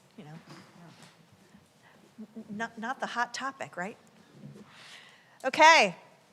A lot of what everybody's waiting to hear, Dr. Chesser. Right, so I am going to just go sort of quickly over the overall plan that you all have seen many times, but then we're going to actually get into the remote learning plan that Mr. Bradford will do. So sort of a recap on our plan update. You probably are very aware of the Fall Reentry website.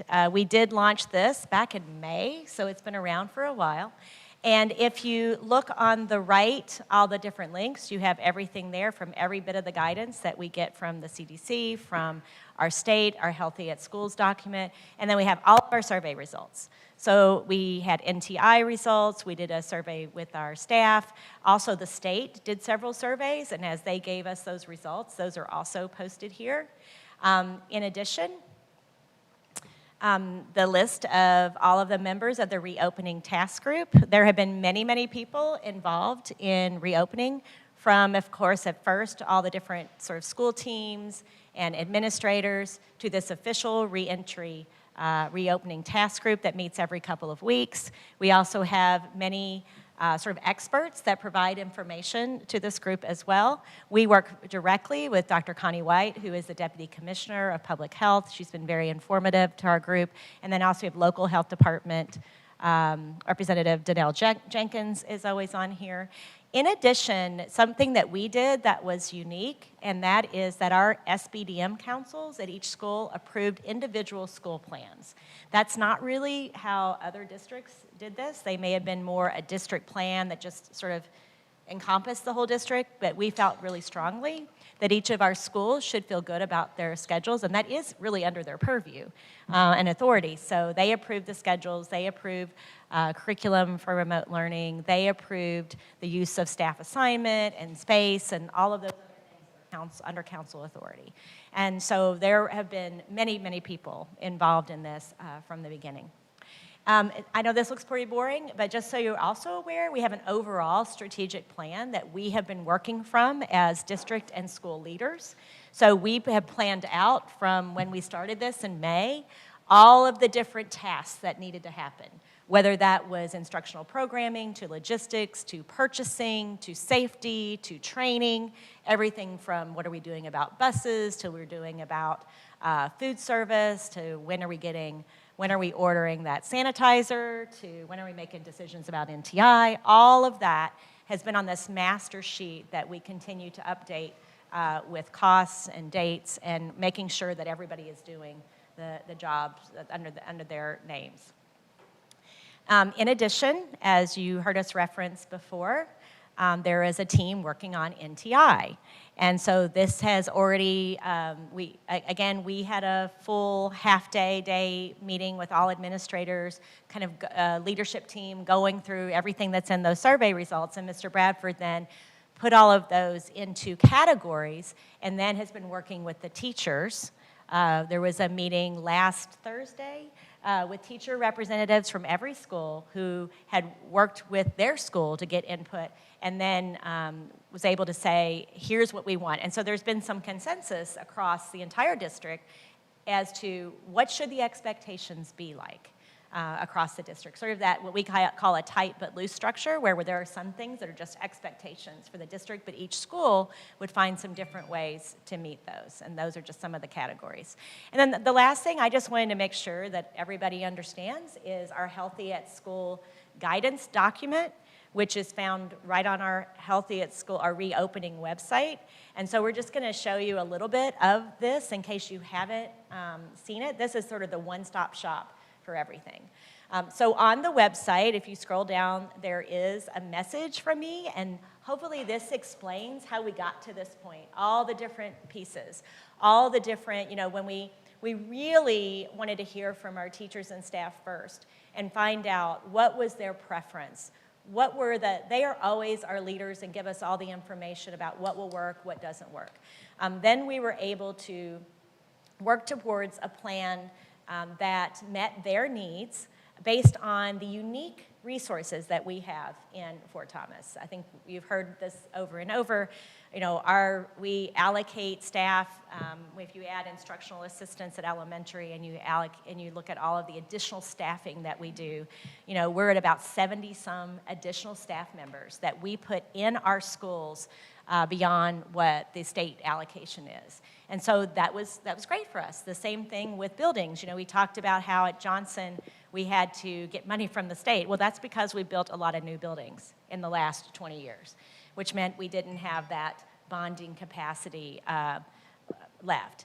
And so that we've built these buildings that are new, and we also have all this support from the Fort Thomas Education Foundation, we have more space than other places have. So we have this unique situation that we were able to do a 5-day in-person model and not have to adopt a hybrid model with all the problems that come with that. And so that takes you through that story. And then each school has created an individual plan that meets those requirements that have been set out by the Healthy at School document, state document. If you just click on, for example, Woodville, and you all have probably seen this, but we just wanted to make sure that it is very clear that every school's individual plan, where, of course, on here there are videos and very specific practices. It talks about even things like special education, sample schedules. And so every school has this, very specific plan put in place. And then if you go to, Peggy, if you go up to the menu on the top left, I'm just going to point out some of the other areas. So if you want to see more about the vision and guiding principles, safety, each of the school's plans, what's happening with remote learning. I will say at the bottom, the FAQ document. So this is what has turned from 26 pages of a Q&A document now is in these different categories. So many of the questions that people may have, should be answered here. Then the last thing, if you go back to the menu, is under health and well-being. This is where we've been talking about this flow chart that is listed here, and this is, Jamie has been working with the health department. Anytime there is a new CDC requirement, that's been added to this. So, for example, we were talking earlier about, well, who's going to be quarantined, who's not going to be coming in school, how do you make that decision, how do we make decisions if a teacher has, it is all found on this very specific flow chart that is approved by the health department. So we do need it, we probably, and here's about contact tracing, so we do need to get the word out. It sounds like more about all the individual pieces. We'll have some time to do that now that we're doing NTI. I'm going to say this has been a ton of work on several employees in the district. We want to specifically highlight Heidi Neltner for putting all of this together in this Google site. It's pretty amazing. I know Bill has been working with her on how do we get information from facilities, safety, each of the schools. And each of the schools develop their own parts of this, which are very specific. So again, we can't say enough. We've been working with some of the state organizations to help other districts be able to create theirs and be able to create their processes and help them through some obstacles and ordering and all those kinds of things. So that's the overall. To your point, maybe we just need to pull out some specific pieces, whether it's that flow chart, because that seems to be a constant question Right, of yeah. how people quarantine, what's the requirements, and those are very much driven by the health department. Those aren't our decisions, correct? Those are... That is correct. Those are, when the CDC changed their guideline, I think it was from 72 hours to 24 hours, that immediately we had to change our flow chart. Jamie worked with the health department on that, for example. And there's also information from Jerry Wisman up there about safety, what are all the different things we're doing, what is the cleaning product, how did that process work, and that sort of thing too. I just want to point all that out. Right. But I think everybody probably came to hear about remote learning, though. That's part of it. But maybe, I mean, Bill, are you going to talk any more about NTI as well? I mean, there were some questions about that. I don't know if you can address any more details about that too, if you want to.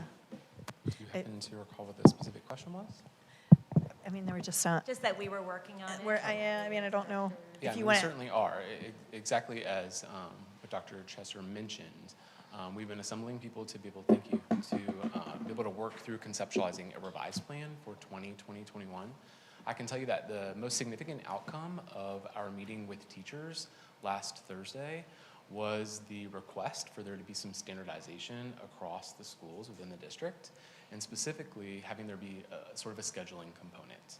I do recall that one of our parents that stood up this evening made reference to there being sort of a predictable schedule, Yeah, I kind of think like that we was have Darcy. during our school day. And so that is something that teachers from all levels, high school, middle, and elementary, all recommended that we institute for this upcoming school year as well.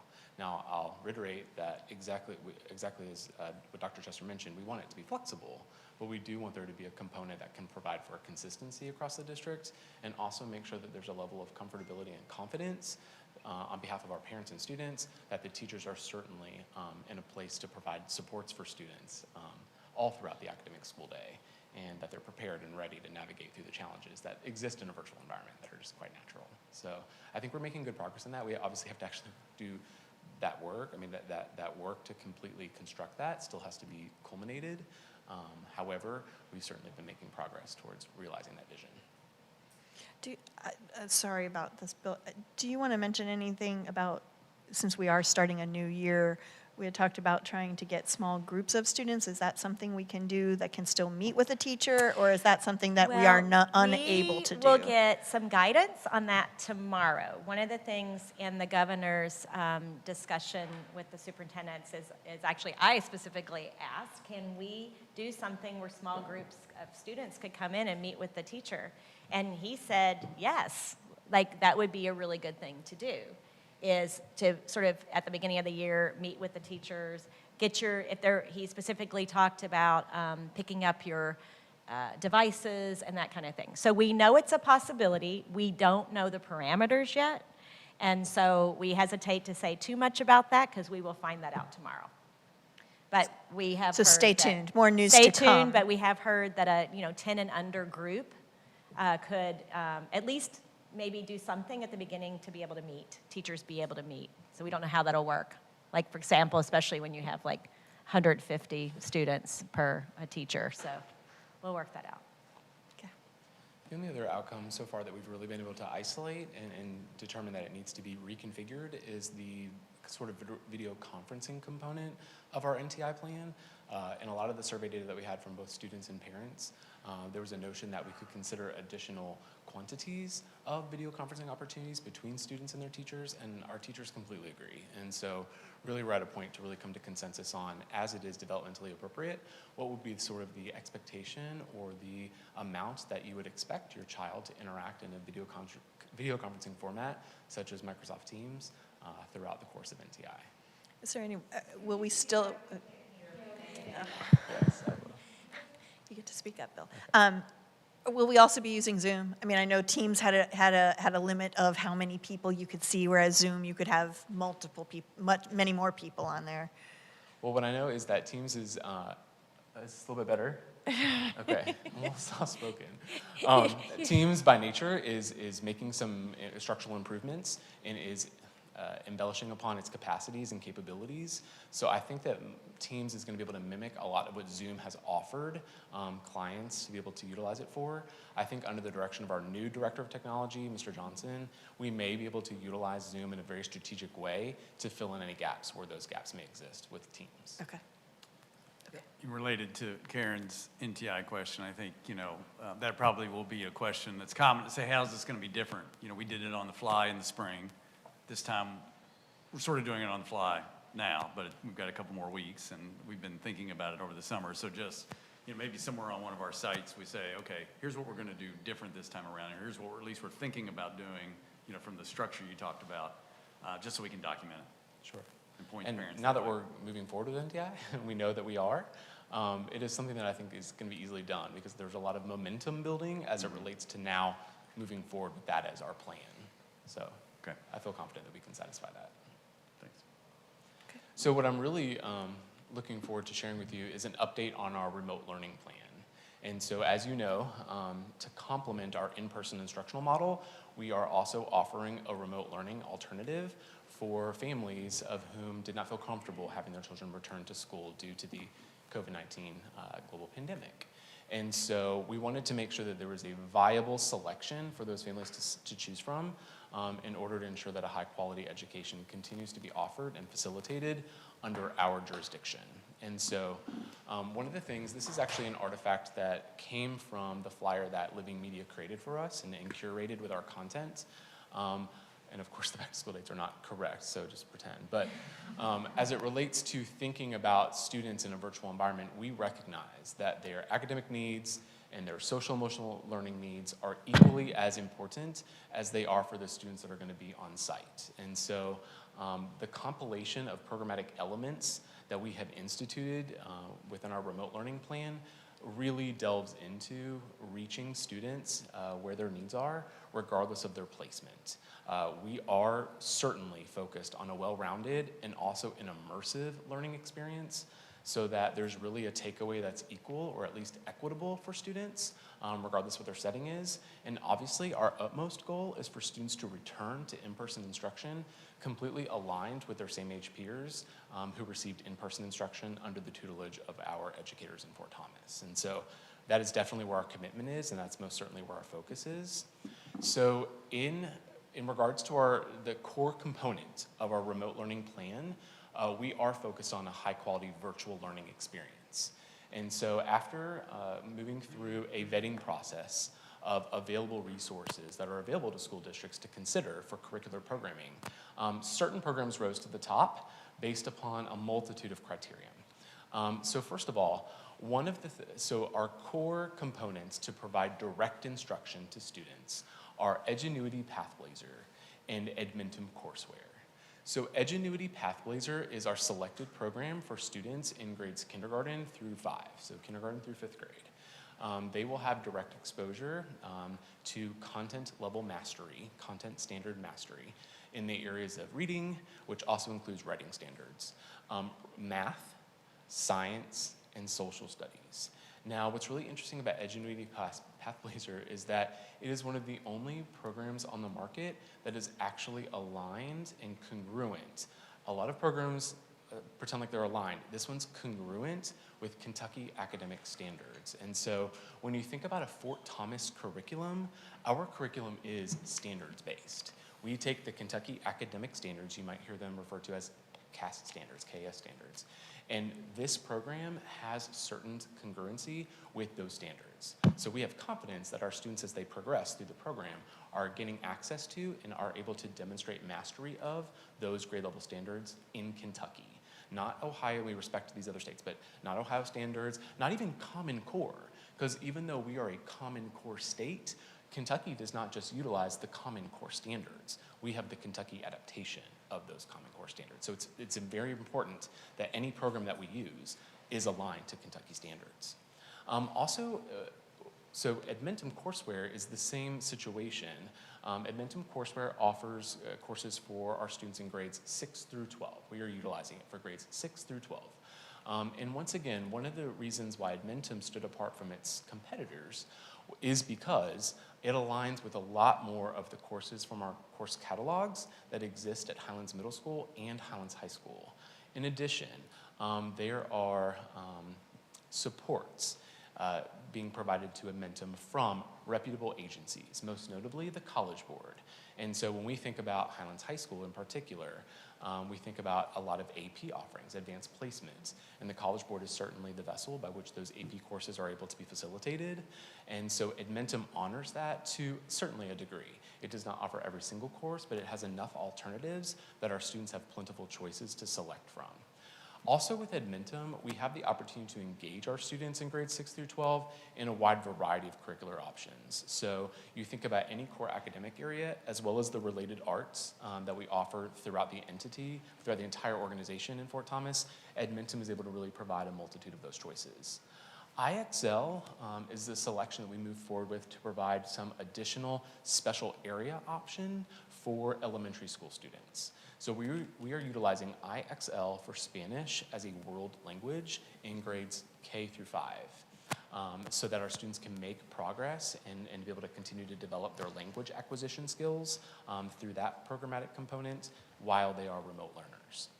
For all three of these considerations, the very significant reason why they rose to the top and why they were our ultimate selections and recommendations to our school-based councils is that they meet the highest level of evidence-based research as it is defined by the Every Student Succeeds Act. That's what ESSA stands for.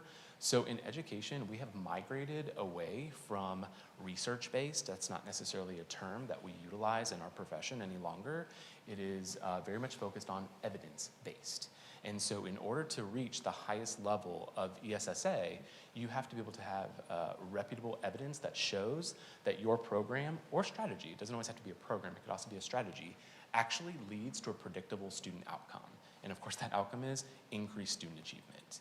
And so all three of these selections that we've chosen for our virtual learning have satisfied that core component. And that has been essential. There certainly has been, I've had the opportunity now as a point of contact for remote learning to engage with a lot of families and parents over the course of the last few weeks and months. And so it's been a real pleasure for me to be able to have conversations to share where this evidence exists and how these selections were formulated. We really have to rely on peer-reviewed journals and evidence-based research to make our decisions. And so that is definitely why these came to the top. And so in moving forward now, we're at a place where we are processing all of our registrations and assigning student cohorts and teacher assignments. So this is the really exciting part. So it is definitely something that I can confirm tonight publicly, that all remote learners will be assigned to teachers, Fort Thomas teachers that have experience in our school district. And they are affiliated, these teachers, from all 5 schools. So Highlands High School, Highlands Middle School, Johnson Elementary, Woodville Elementary, and Moyer Elementary. Our teachers who will be supporting our remote learners, they are affiliated with all 5 of these schools and are experienced Fort Thomas teachers.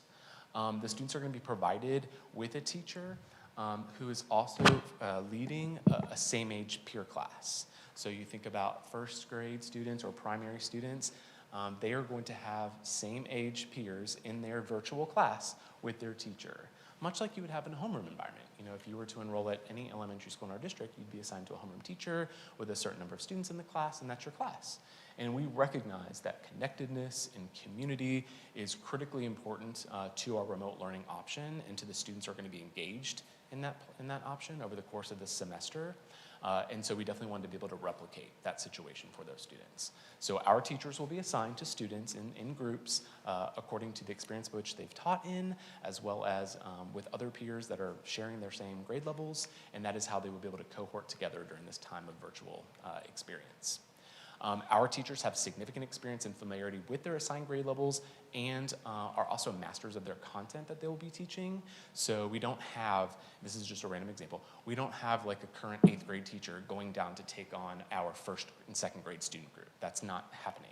I would have confidence in an 8th grade teacher from Fort Thomas being able to do that, and we have permissions to be able to do that from the certification board in Kentucky, but we're not engaging in that behavior. That's not our choice, that is not what we are prioritizing, and so we're really satisfied with the methodology that we've been able to enact as it relates to addressing and assigning student groups.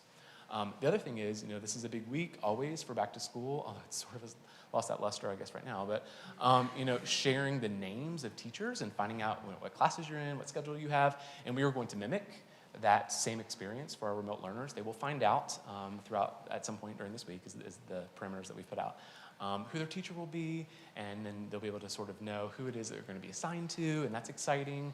Now, the teachers themselves need to know that first. That's why I'm not in a position tonight to share with you. There's no unveiling happening right now, but that is forthcoming. And so we're excited for that, and we know that our parents expect that, our families expect that, but it's also the right thing to do, especially for our kids. And so we want to take good care of them, and we have complete confidence, the school leaders and I, that the teachers who will be working in this capacity are ready, willing, and able, and quite frankly excited to take on the challenge. So that's a very good thing. Our teachers who are assigned to remote learners are going to have a multitude of responsibilities, nothing dissimilar to what they would have really in person. The only real difference is they're not providing that in direct instruction. That's why we're utilizing the core programs that we've selected. However, they do need to supplement that program, and they mostly need to make sure that they are monitoring progress. We need our remote learners to be accelerating academically throughout the course of the semester. And so to do that, we need for our remote teachers to be progress monitoring their involvement and engagement in those programs. So they'll have access to the dashboards and to the data that the students are, that the students' productivity is yielding, so that they can intervene as necessary and provide support as necessary. We also have a lot of students in our school district who receive related services. So you think about students with exceptionalities, disabilities, for example, those with IEPs, students with accommodations with 504 plans, students who are English learners who have program service plans, as well as our students who need more enrichment, which are students who are identified as gifted and talented. And so teachers with certification in those areas, working even in person, are going to continue to work with those same students who qualify for those services in a remote environment. It will happen within that daily schedule that we talk about, and so they'll be able to have access to those folks, congruent and consistent with what is identified in their respective plans. What we certainly don't take advantage of is the fact that FERPA, receiving a free and appropriate public education, is an expectation no matter where a student may be working through their schoolwork. So just as it would be in our schoolhouse, it will be that same way in our students' home base. And so our teachers will certainly be interacting with, supporting, and providing support to students who deserve and need those particular services and accommodations. We will continue to evaluate achievement and academic progress through the common assessment measures that we have for in-person learners. One of the ones that's most notable and marquee is Star Renaissance benchmark testing, of which we apply at grades K through 8. And so our remote learners will continue to be assessed in that format so that we can have that data for really two reasons. Number one, to support and intervene during this time of remote status, but also as a data point upon reentry, whenever that may be, which we of course hope will be January after the first semester, or if need be, then certainly whenever they come back at whatever point that is in the future, so we can make sure that we pick up exactly where they left off. We also are prioritizing and are instituting and putting into place student support teams. So student support teams that most certainly will have our school counselors as a core component of those. But most importantly, to address those social emotional supports and socialization opportunities. You know, you think about things like social groups, and you think about things that excite students, such as certain events and opportunities for collaboration and consultation. We want to replicate and make sure that those same experiences happen for our remote learners. I also feel that through this particular support, literally the student support teams, we will be able to bridge connections between the students who are in the remote learning environment with the students that are in the in-person environment. School counselors have to do that all the time, assemble groups of students with like needs, like social groups and such, and quite frankly, probably those same mechanisms can be applied when you merge both of those environments. And so we look forward to that being a situation. Schoology and Seesaw will continue to be the school-to-home communication vessels. Anything that's relayed from a school to in-person learners is also going to be relayed to our remote learners. There's no disassociation from your home school. It's just a difference in setting. Where you report to school for your school day just happens to be different, but the actual experience of being a Mustang or being a Jaguar or being a whatever, you are still going to be that in your remote setting, and we want to make sure that we honor that and that that is a part of the culture that we are establishing. Regular video conferencing will be a requirement, I should say, in a more pleasant way. It's going to be the norm. You know, our remote learners will be engaged with their remote learners, their fellow remote learners, and their assigned teachers. Grading will be based on Fort Thomas criteria and then reported in Infinite Campus. There are translatable components of all of the programs that we showed that we're using that the teachers can then apply towards our normal Fort Thomas report cards. And then we will be hosting, I will certainly be hosting a virtual orientation for parents. This is a great idea that actually derived from our remote learning parents to have an orientation. Now they sort of call it a town hall, and I don't think we're gonna do that. We're gonna call it orientation for elementary versus middle high, so we can talk through, you know, expectations, programmatic information, and share available resources. And I want to make sure personally that we do that when we are prepared to give valid and confirmed information. That's why it hasn't happened yet, but it is 100% our commitment in moving forward. So with our plan, it is important to note a couple logistics. First of all, this does require a full semester commitment, so we are expecting our remote learners to be in their positions from August until December, or through, excuse me. And then families, they can reevaluate their decisions right before the second semester. So thinking in terms of like December, they can reevaluate their positions and decide in January 2021, would I like to remain as a remote learner, or would I like to return to in-person instruction? And our schools are fully able to accommodate the return to in-person instruction for any student who wishes to do that at that time. Or our virtual curriculum can certainly be continued and expanded to be able to provide an experience in a second semester in a similar format. We've made note of this, but it's important to make sure that we isolate it again. Remote learners are eligible for extracurricular activities, including athletics. And then students who are registered in remote learning, they will continue as remote learners if the district, and I get it, like that was before, were to transition to NTI at any time. So our students who are, and I know we had a discussion amongst the board with the calendar, so our students will continue as remote learners if you selected that, whereas our students that are in person are the ones that will transition to NTI. There are a lot of reasons for that, a lot of which have been spoken of, but it is certainly my responsibility, it's ours, to make sure that all of our students have access to a reliable, comprehensive, and mostly a verifiable curriculum. And we cannot verify that students will have continued access to grade level standards and to be able to master those standards unless there's a consistent approach to be able to provide to them with the receipt of that information and their demonstration of learning. And so that is why we feel very strongly that remote learners need to stay with the program that they're using to make sure that there are no skill gaps that we need to address or that develop over time in advance of their return to our schools. And so I have shared, I think my information is all over the place, and I'm real thrilled for that to be the case. I've been able to make a lot of connections with people that I've not ever been able to have connections with before, and I welcome that. I appreciate that. I think we've resolved a lot of opportunity through that, and I certainly pledge my support to all of our remote learning families as we continue to move forward. Can you think of things that were left out or that you may be still curious about? In the unlikely occasion that January comes around and masks aren't required anymore and distancing isn't required, but a family feels like their student is thriving in this environment, would they be able to continue? Yes. Okay. So in January, we will 100% give two options. Number one, you may return to in-person, or you may stay in your remote learning alternative. And if you're a high school, middle school student in particular, your schedule, well, probably more so middle school, will be reflected accordingly, right? Like your courses will continue to adjust because they're on a quarter system for electives in particular. And so yes, they absolutely have that opportunity to stay in that. Okay, because I would think that there's going to be occasions, I mean, maybe some will not, but there's going to be students that will love this environment. Sure. And will do very well in it. Absolutely, and we're happy to certainly apply this resource this year. We're thrilled to be able to have this as an alternative to the health considerations. Mm-hmm. We obviously want people to return to in-person, and we would promote that at any given time. Sure. But if someone feels unsafe or unhealthy, then we definitely want them to be able to take advantage of what we have to offer. Yeah, I think I've seen it mentioned in some of the communications, but I guess the only thing that, and it sounds like that we're doing this, is to make sure that we are always as inclusive as we can, that the students that are in this environment don't feel like they're off in another world, that they're part of the schools, that they're seeing the communications. If there's a pep rally, they know about it, those sort of things, so they can feel that they're part of Fort Thomas schools and they haven't left and they're not often, that would be the only thing I'd be concerned about for them. I agree, and that's feedback that I can validate that we've received as well. Mm-hmm. And so I think that definitely is a reason why it has informed, that feedback and input has informed our decision-making process as it relates to what our remote learning plan should be. Okay, thanks. Yes. Okay. Could you just really quick describe a day with remote learning as far as you get a computer?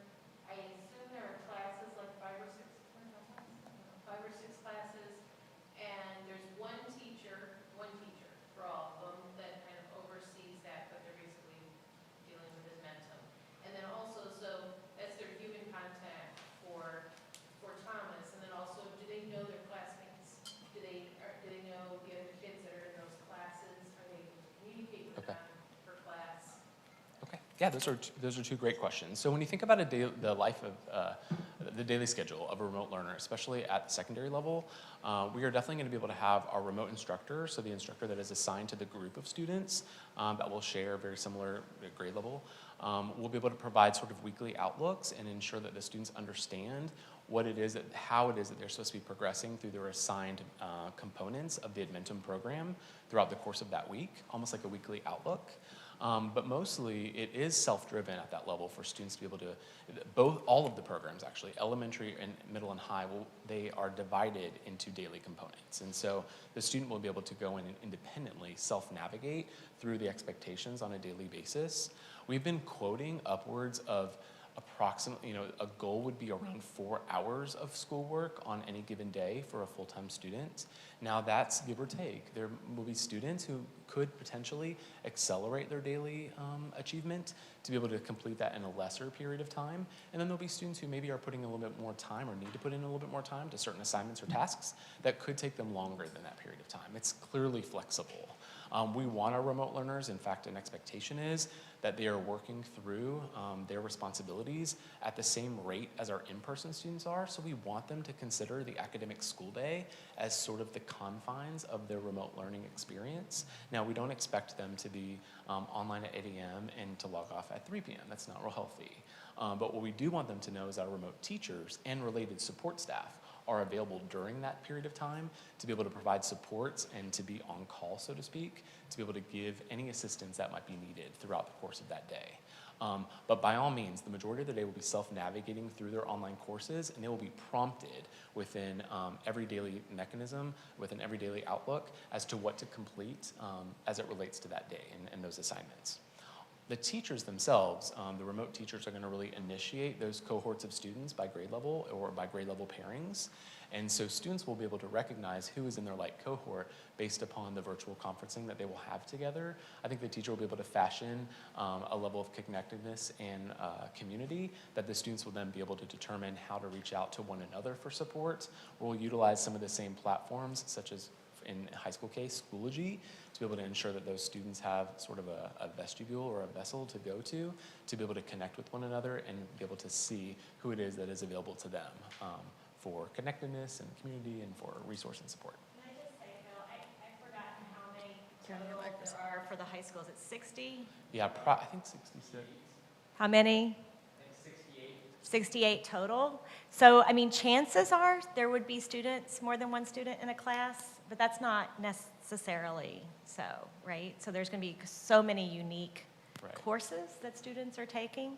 Right. So, but there probably will be an opportunity to talk with others in the course. Correct. It's at more some so point. the connectedness at that level becomes Yeah. less about the academic classes and more And about just the more actual about- community piece. And then Yeah. from there, students will be able to determine their like courses that they have together to be able to engage in supports and team group work and a consultation and things of that nature. So it Assistance. may be that you have, I don't know how many seniors, for example, and then so all the seniors might have a group virtually, or the sophomores or something. So it may not be per course. Correct. Just wanted to clear that up because we don't have that many Right. total out of the 1,200 or 1,100 high school kids. And elementary the same, so the teacher can get the cohorts, their cohort together. Yeah, I would say that's a little bit more defined at elementary. Right, it's a the little more cohort's defined bit than more the higher correct. level. Yeah, absolutely. And not could, but that teacher will. That's the happening. expectation, yes, Yeah. that's the expectation. Yeah. Gotcha. So Bill, in the high school, maybe Matt can answer this too. I know that the people in the high school a lot of times will, they own those children as far as they're in AP whatever. They're getting them ready for test and so forth. Will they know the kids that are learning AP Psych remotely? So if they did have a practice test, that they could get that test, is there going to be some integration of that too? Absolutely, and you're welcome to add to it if you'd like, but Mr. Bertasso has been really an architect in making sure that that is in place, and that those students that are going to be engaged in AP coursework have the opportunity to have access to the resources and materials and information that the in-person AP students are having. And he's finding a lot of ways to do that. The Admentum courseware certainly has AP courses that the students will be enrolled in for direct instruction. His plan is to be able to link students into the in-class Schoology pages for access with the teacher Not so much because the teacher has a responsibility to do, but just to be able to provide resources and opportunities and materials so that they can help to continue to fill in gaps or to be able to research more information that they may not have access to within their program. And then number three would be the actual College Board access, the access to the online AP environment. And our students will have equal access as in-person students will have to that particular resource. Do you feel confident with that? We've got a couple of things we're working on. I meet with department heads tomorrow and then site based on Wednesday before I openly share everything else. Stay tuned, is that what you're saying? We recognize that an AP class is going to need some extra help and support in order to meet the needs and expectations that we have. There are a few glaring AP courses that Adventum does not have, and we want to make sure our students have the opportunity to do that. So like I said, I'm meeting with department heads tomorrow, site based on Wednesday, and we'll have a couple more things in place to meet those needs. And then the other thing is, my hope is that all these remote learners, feel safe and want to come back in January. So I would think by then we would have a plan of what that reentry looks like, because, they're starting school really for the first, the rules, just what's been happening every day. Sure. But there will be some kind of a reentry transition Yeah. of some sort, yeah. for Well, and them I to think come in. I think that reflects in two ways. I think number one, there is a natural orientation. There's just that transition component, that very logistical aspect. Then there's also the academic onboarding, right, to sort of make sure that there's a natural transition between what I had access to and was working on in my remote environment versus now transitioning in person again. And I sort of get the feeling that there's things that maybe shouldn't be shared yet, but I think that the high school has a very solid plan. There are really good ideas that Mr. Bertasso has in particular to provide ongoing opportunities for those remote learners to have access to information and opportunities that our in-person students are getting throughout the course of the first semester in a safe and healthy environment and leading into the new one. Think in terms of like academic boot camp type concepts. And so I think that those are definitely in the works. No, I'm not certainly confirming anything, but that has definitely been a Well, we consultation. have time for that, but Yes. And they've divided the courses up into half credits. So like that first semester, I know they're working very hard to make sure that the content they're getting in Adventum would be for half the year in those courses that are full year courses, correct?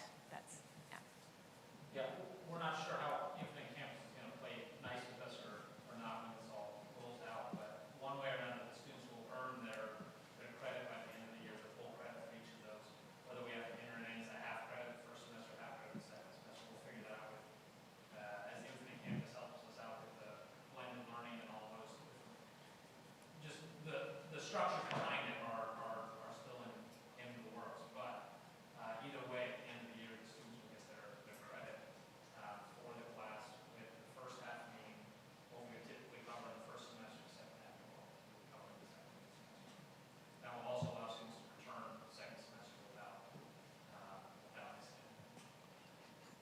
We're excited. We feel as though once the names of our remote teachers sort of get shared with the families of whom have remote learning students, there's going to be a lot of excitement and a lot of looking forward to that experience. And Bill, you anticipate that to be by the end of the week? I do.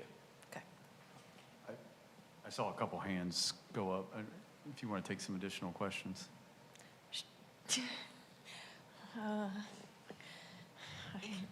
It's a tough call, guys. Go ahead. I've done one. I got to do more. Hi, Bill. So what if a family has selected remote learning, but they would like to switch back to face-to-face, or I guess would be NTI at this point, then eventually face-to-face? Can they still do that? Is there a time limit on that decision? So we. Okay. Oh, okay. All right, so we have requested, obviously, for our families to select either remote learning or in-person instruction so that we could be planning for the student's experience in either one of those columns, right? And it does take significant time and investment in resources, both fiscal and personnel, to ensure that we can provide that viable, comprehensive curriculum for all students. I would say that if there is I would say that we are evaluating on a case-by-case basis any potential changes. However, once you have selected remote learning, we need you to stay in remote learning for the entirety of the semester. That would not be something that we could accommodate a shift out of before the end of the first semester for the very reasons that were sort of identified before, which are physical capacity considerations of our school buildings. Now, anyone who was electing to come in for in-person, there would be no capacity limitations, like we have room for you.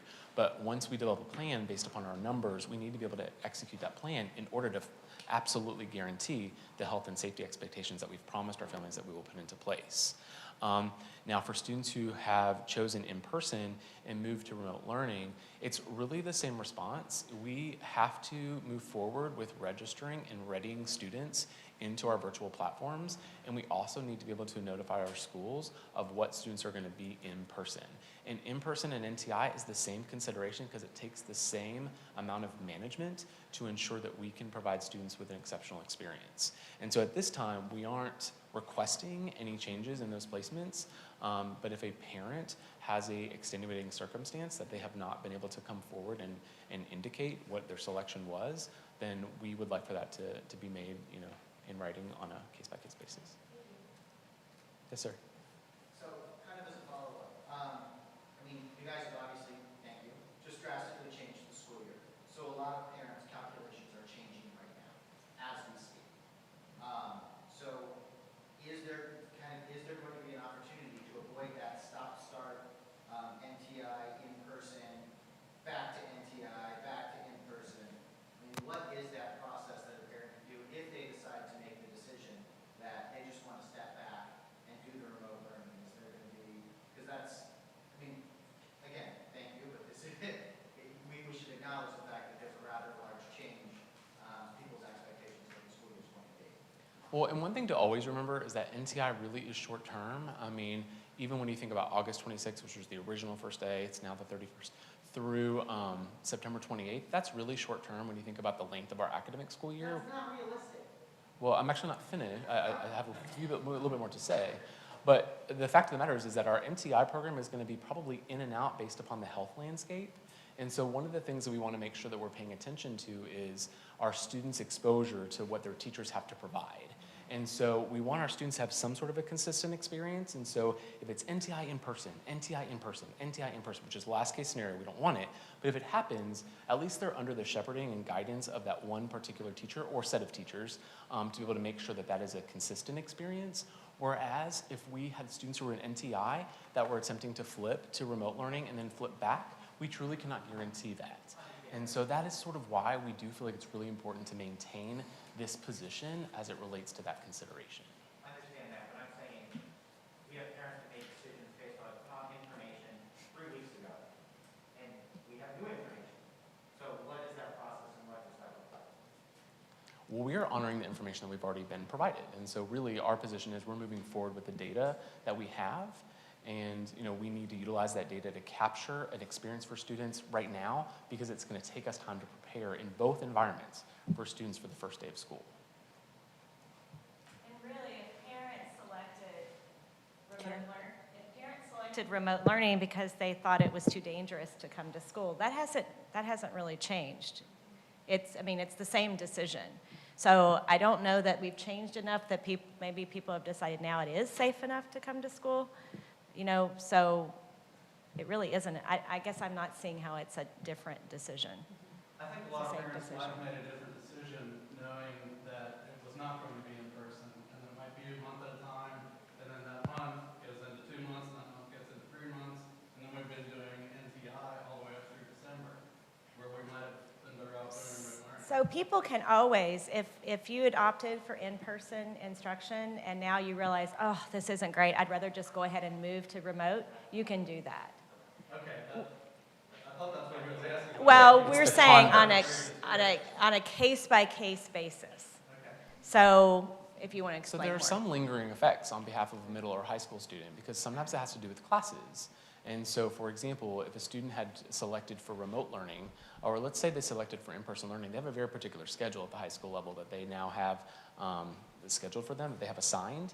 And what our job is to make sure that they have congruent and aligned classes through the Admentum courseware if they transition to remote learning. We want to make sure they have every opportunity that they want. And so in order for us to honor what a student's selection is, we need to make sure that we have the time to invest in those choices. So we need to have data to work from in order to prepare for that first day of school. We certainly can transition students into remote learning more easily. It's coming from remote to in-person that will be very difficult for us to manage. I was just going to ask, a parent asked, and this is what I sent to you, Mr. Bradford, but I understand you're quite busy, that if it's in person and a student or group of students based on contact tracing from the health department have been identified in quarantine, obviously they don't drop in and out of remote learning because, as you stated, it's not built that way. So are they remain under the purview of their face-to-face teachers the same way if a student had mono or whatever? That is correct. Okay, because parents had asked about, the whole live streaming of classrooms, which, we know gets into privacy issues, bandwidth issues, there's a lot of issues. So that it wouldn't be, that wouldn't be feasible, but it would be Schoology or whatever face-to-face platform that might be utilized for those kids as well. I think Julie brings up a good point that we should reiterate, because that has been a question as to why we're not doing live. We had originally thought we could do live streaming of classrooms, especially if students were in person and the remote learners wanted to do the live streaming. Because of privacy issues, we cannot do that. So even though a camera may be focused on a teacher and not on the classroom, we cannot do that for students that talk in the classroom, if there's a discipline issue in the classroom, if there's a variety of issues that can happen in that classroom, and that is being broadcast out, we cannot, because of FERPA reasons, privacy issues, do that type of learning. Do you want to address that Yeah, any I more, just want Dr. to say Chester? there are other reasons. I mean, I will just say with our protecting teachers, our teachers, I think it would be really difficult if they felt like they were being seen all day long. And unfortunately, we do have, social media that people get critiqued, and so we just thought that was not okay to subject our teachers to that. Additionally, our teachers are not primarily lecturers, and so much of in-person instruction is discussion and is collaboration and is dialogue and projects, and so just having a camera on a teacher for the amount that they say would not really be productive and only would be a small piece of the instruction. So for all those reasons, it didn't seem like a good idea. So I feel like maybe you were dancing around getting to the root of my question, which is, so I understand you have to choose a path. So if I choose in-person learning, and in the end, that ends up being some combination of in-school, out-of-school, in-school, out-of-school, I think everything you just covered, Bill, covered the 9% of people, not this 91% of people that I'm asking about. So are you saying that if I choose the in-person and it's in and out, that when they are at home, there will be no teacher teaching? Is that what we're saying? No. I'm saying as a privacy issue, something if we had students in a classroom and a teacher in a classroom, and we expected that to be broadcast all day to the at-home learners. So let's say August 26th happened and we had people in classes, we had students in classes and a teacher in front of the classroom. We could not broadcast that classroom out to remote learners because of privacy issues. That's different than NTI. Yeah. So I hear what you're asking, Darcy, which is if in NTI, will there be video, will teachers be teaching via video? That's a different thing than if kids were in classrooms all day from a, does, And then, so then I guess the last thing I'd like to understand is, if in the scenario she was describing where you're an in-person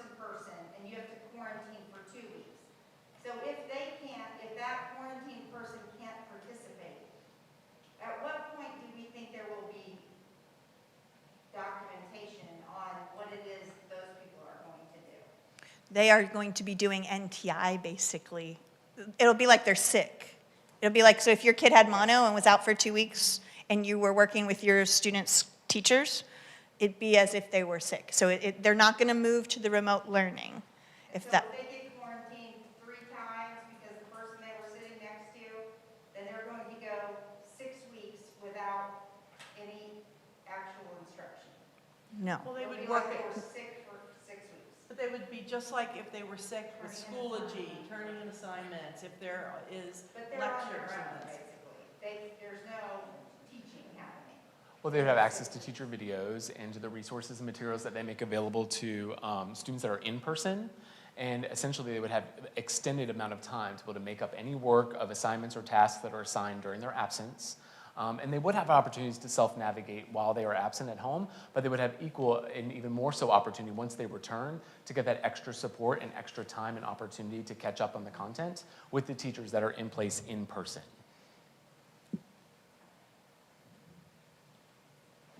And I can just say, having my own kids in our school district and at Highlands, for example, that even if they were sick, I found the teachers to be very communicative with the kids. So if, for example, there's one of the former teachers from one of my children. I mean, if he was out for whatever reason, I mean, sometimes they're out because they're sick, and sometimes they're out because, oh, I hurt my foot or something, and they're still able to do work. So those are going to be 2 different things, too. I mean, we don't expect anyone who's ill to have to worry about, schoolwork right now. But if they truly are quarantined, then they still have the opportunity to work with a teacher. Our teachers are amazing at saying, hey, why don't you work on this? Give me a call. Here's an email. So I think if we're defining teaching as only I'm in front of the camera and doing a video, that's one thing, but our teachers teach so many different ways, and I think we'll continue to do that, even if somebody's quarantined. Yeah, Andrew. Now we have teams, we could schedule a time to meet with those quarantined students and video chat with them and go over what we did in class that day. So that's another layer that we have to help students who are absent or who happen to be quarantined. Yeah. So a lot of us have been doing blended learning. So Heidi and Brian Mercer have been helping a lot of the teachers this summer. And we've been doing a lot of work trying to get our lessons to where even if we went into quarantine, we would still be able to teach the kids at the same rigor with our videos and with interactive assignments that they could still do and contact us. Does that make sense? So we're really trying hard to make it work regardless if you're out or if you're in with us. Yeah, I think that's what as parents, that's what we're trying to weigh, right? Like, what is it gonna be in scenario A, in scenario B, in scenario C? Because you kind of, everyone's placing their own bets on what the future is going to look like. And so, if I think they're gonna be quarantined 7 times, I might make a different choice. I think, what I'm really hearing is, if I'm gonna bet that they will, maybe that only happens to them once, but generally speaking, most of the time, the 91% are gonna be together, and they're going to be, let's just call it face-to-face interaction learning, that whether that's in person or, via video, then I'd be like, then I'm in. Yeah, So we really appreciate do the have decisions. it's really 2. We have 2 paths. Your mic's off, Karen. We have Or it's dead. 2 paths. So we have the in-person, which sometimes may mean NTI, but we hope in person. And then we have remote learning, which is a very consistent path that's all year long remote. And, yeah. We understood. Okay. It's just it's the detail in there, it's the nuance of what does NTI really mean? Because to parents, when you say that, what we think is last semester. And we're just hoping for something more. And they've been working hard to make it more. Yeah, our desire is to grant your wish, for sure. Okay.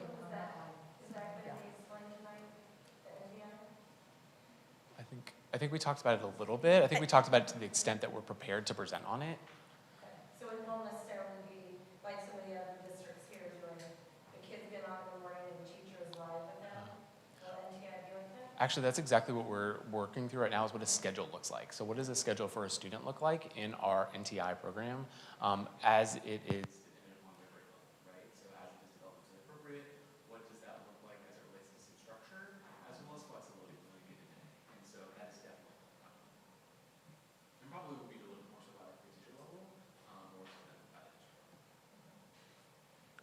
Yeah, those are all good questions, though. I think probably from folks watching at home, there's probably similar questions. Right. There's probably more. I would just say, you know, if you've got more questions, to reach out. So I know I see the responses that go back from the district, and they're very responsive.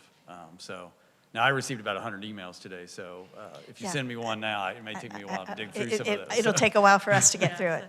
But- Bill, oh, go ahead. No, go ahead, I'm done. No, I was going to ask Bill. So we had planned to do assessments, STAR or whatever, to assess where the kids were when they came in person. Will we be able to do that when they're in NTI, so we're not losing a month? Okay. Simply opted out of that activity in the spring just because of the situation that we were in. But that is absolutely something that we are prepared and are Okay. Good. And it's a good point, Jeff. So I know that there are probably many other questions, and there are probably many other questions out there for those that are watching on YouTube. Who should we have them direct? Should they direct them to the board, to you, to a common place on the website? Yeah, I mean, I think it sort of depends on the angle of their question. I think if it's a literal remote learning question, I'm very happy to be reached out to and consulted on that. I think if it's a school-specific question, that they should absolutely feel comfortable reaching out to their school. I think we're all part of the same team, and we want our remote learners to be successful, and we want parents to be confident in what it is that they're agreeing to and wanting to opt into. Even in situations where things might be tricky and misunderstood at first, we want to get to the root part of that to make sure we get concrete, reliable information. So whomever they feel comfortable with is who they should reach out to. Okay. And all of our emails and phone numbers are on the district website. So from a standpoint of the 5 of us elected officials that represent you, yeah, our mics are going, are dying. We've been here a bit longer than normal, but we're good with that. So all 5 of the school board members' emails and phone numbers are on the website. Please feel free to call us. As Jeff did mention, we got about 100 emails between 3:30 and 6:30 tonight, and so it's going to take all of us some time to get through those. So please. And you can bear with always us. email me. People do, so Yeah. that's fine, and I will get to those as well. Okay. Bottom line is, we have a remote learning process in place. It's been really well thought out. Bill has worked really hard on it, and the next piece that Bill's going to present is also something that he's worked really hard on in conjunction with Alicia Main and Jamie Flaherty. So this gentleman in front of us, as all of these folks have worked really hard this summer, and we will continue to work on NTI with more information to come, is what I guess I would say. But yes, it will be better than the spring. It will be better than that triage. And I think it's incredibly important to know that certainly remote learning is not, it was not manifested through my leadership in and of itself. Our school There was a principals team. and school leaders were 100% Absolutely. part of that. So the other component that I have to share with you tonight is progress that we have made towards developing some draft components of an inclusive excellence strategic plan.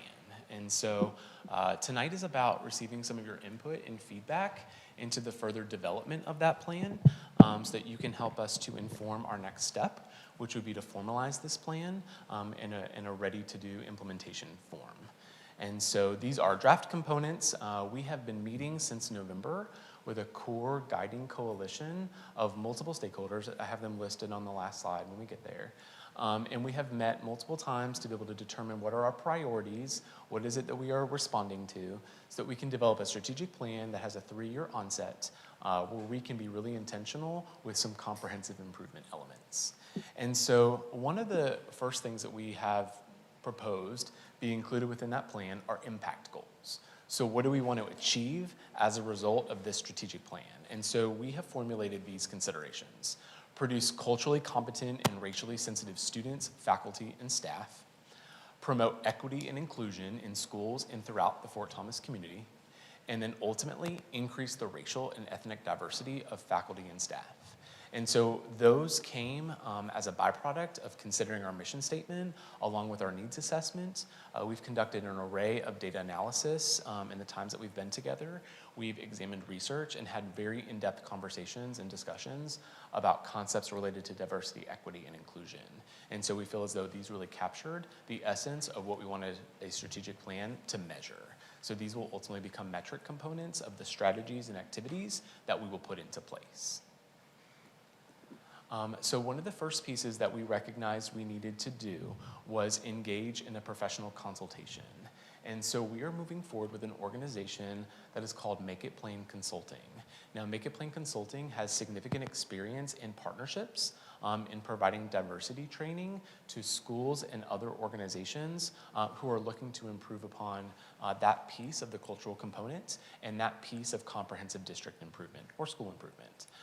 Examples would be of where Make It Plain has infiltrated have been Kenton County in northern Kentucky, as well as in several school districts in Cincinnati. They are a local agency out of Cincinnati, and so our agreement is 3 years for a couple of reasons. Number one, our strategic plan is a 3-year investment. We want to make sure that we have a long-term impact on this organization.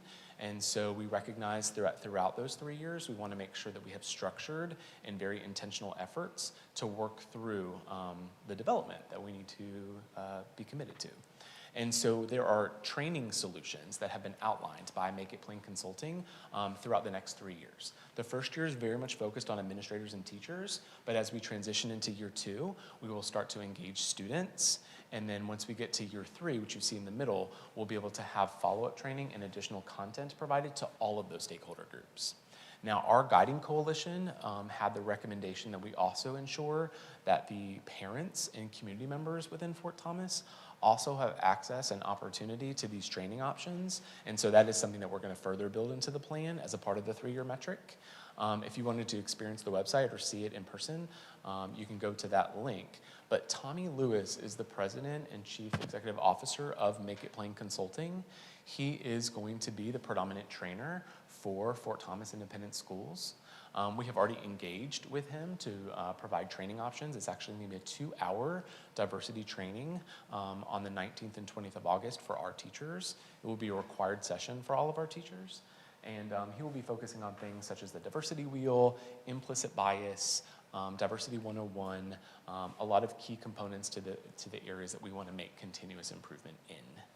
And so as a follow-up to him, or to that structure, we also want to have a DEI statement as a school district, and we want our plan to encapsulate that. And so really for us, it would be something that reflects our commitment to diversity, equity, and inclusion, and also reflects our mission and vision. And so this would be an example. This is a draft, this is a sample, this is not what's being proposed, but essentially a statement that really captures what it is that we want to do differently. So we have this plan because we want behaviors to look and reflect differently by our stakeholder groups, and so that would be an example of what that could look like. Now, our guiding coalition suggested that a subcommittee be formed, and that will certainly be our next step, to collaborate and confirm the DEI statement that we would actually institute within our plan. But this would be one that they could use as sort of a model, and that could help to inform their development. We also are going to be suggesting that we consider board policy that specifically details our commitment to racial educational equity and educational equity overall. So we want to make sure that we have verifiable references to how we are promoting diversity in our curriculum and instruction and assessment within school culture and climate, in access to programming, staffing and classroom diversity, and then our commitment to equity across the board. And so this is going to be something that is a part of our 2nd and 3rd year metrics. We will be doing some research and development this year. The Guiding Coalition in particular felt like it was important. There actually are not a lot of school districts in Kentucky. It's very rare for school districts to have very specific diversity policies or policies that relate to equity in particular. They're usually embedded, language is embedded within some other policies for different considerations, but not as a standalone. But there are 2 school districts in particular in Kentucky that do. And so our Guiding Coalition suggested, and we will heed that advice, that we should learn from them and sort of ask them for their anecdotal notes as it was their experience in implementing those. And so we will be doing that throughout the course of this year and next before we consider coming to the board and suggesting any certain policy affirmations on your behalf. We also are recommending as a part of our strategic plan that there exist a DEI advisory council, so a diversity, equity, and inclusion advisory council, one that would provide some systemic oversight over all of our improvement initiatives, would provide some technical support, and also help facilitate the things that we're trying to do to be better. So the composition of that you see reflected on the screen. There's obviously a variety of stakeholder groups that we are recommending. Now, we have an FTA, a very active organization, and one of whom we respect and appreciate. So we definitely want to make sure that they have affiliation within this council. We want our teachers to have involvement, in school and district administrators, our non-administrator classified staff, parents and students and community members, a Board of Education member we think is appropriate, and then either the superintendent or his or her designee would be sort of a key person that is engaged on this council to help drive forward our work. As a committee, as a guiding coalition, we did decide that minority representation should be required through the composition of the council. So that exists very similarly right now in SBDM law. If you have a certain population at your school above a particular threshold, then you are required to have minority parent representation. And we are not suggesting any quotas here. We feel as though overall there needs to be a fair amount of minority representation on this council to fairly drive forward our work. And so we would report annually and really twice per year to this entity to be able to share updates and give data based upon some of the improvement that we have been able to make as it relates to our metrics. And then that council would meet every quarter as well to continue our work. We also want to make a commitment to community conversations. One of the overwhelming outcomes of meeting with this guiding coalition since November has been that as a school district, we really can't move forward in this work alone. We can do a lot to shape the minds of our young students, and we can do a lot to inform the knowledge and content expertise of our teachers, but we can't unilaterally reform or reformulate the community at large. So we know we need to engage with the community and make sure that we have opportunities to have conversations to determine what we can all do better, because it's only going to really happen in partnership.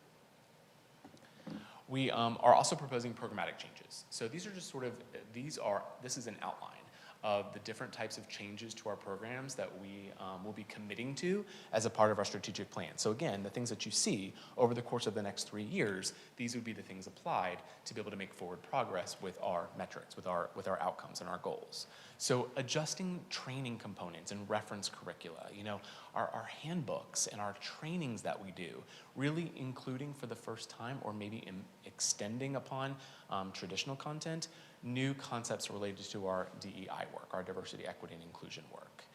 And also the annual compliance training. We want to make sure that all faculty and staff have access to information and resources as it relates to this very important consideration in working with young people. Character education in schools, really making sure that there are social emotional learning components, that we have student strength finding opportunities, that we're teaching ethics and how are students being able to be provided with ethical considerations, and that there's a development of cultural intelligence, right? We only know what we know, so we need to make sure that our students know a lot, right? So they are most prepared for society at large and are ready to tackle the challenges that exist, quite frankly, right now in 2020. We want our students to be able to contribute to how to make those things better, and we want to be leaders in that regard. And so that's really where the commitment lies, in that capacity. Youth mental health, we have to make sure that we address valid and varied approaches to assessing the mental health needs of our students. We're already making forward progress with this. It certainly does not completely satisfy this expectation, but next week on the 19th and 20th, all of our teachers again will engage in a QPR training. That is a mental health assessment. It's really a suicide prevention training for teachers to learn and staff to learn warning signs and how to respond appropriately to signs of depression that could lead to suicidal ideations. And so we have that training next week, and as one example of ways that we want to really combat youth mental health, and not just combat, but provide support and make sure that students feel as though they can make really good choices under our tutelage. Student behavior and discipline.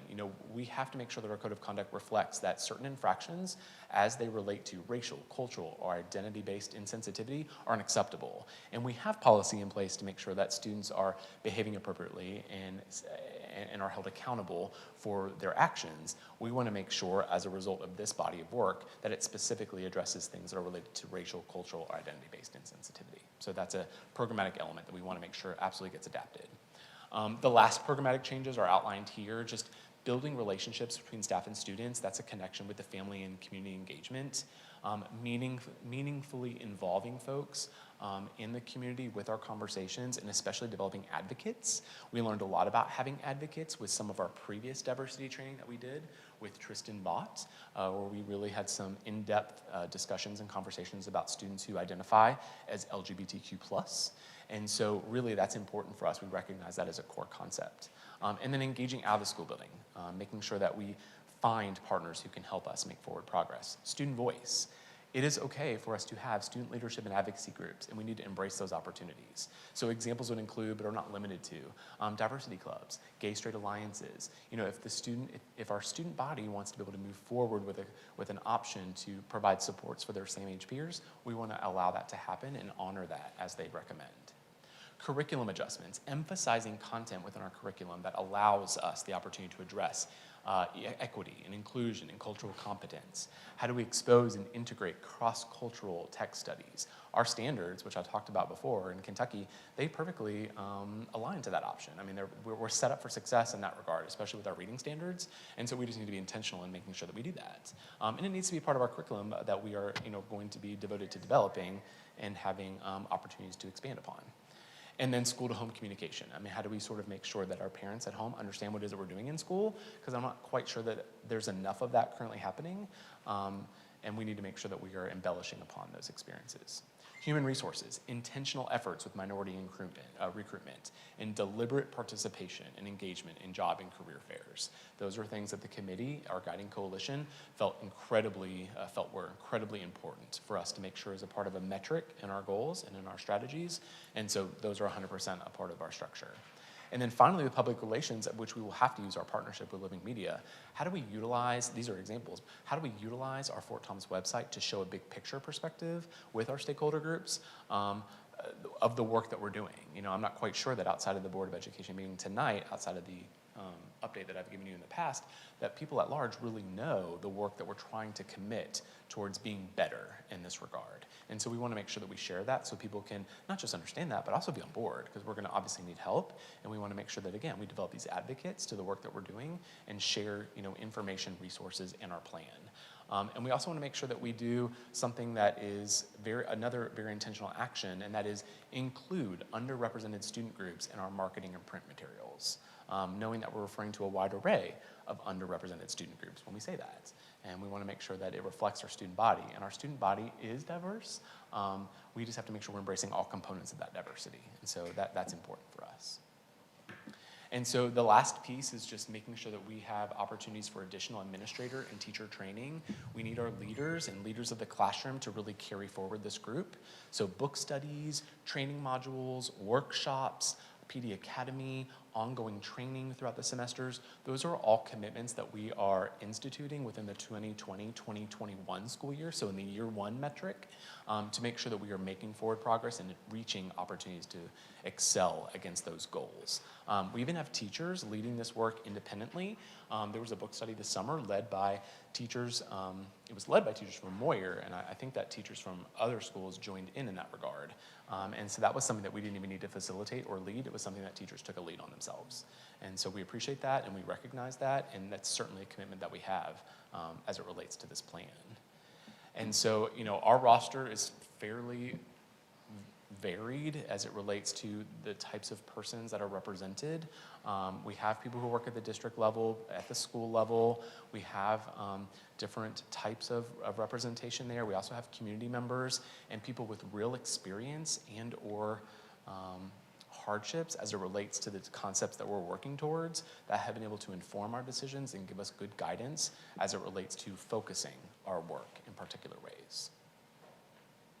And so based upon your input tonight or your reflections after this meeting, we want to be able to take these components and then merge them into a, first of all, attractive, but second of all, very tangible plan that could be shared, implemented, utilized, and assessed so that we can absolutely utilize strategy to achieve inclusive excellence.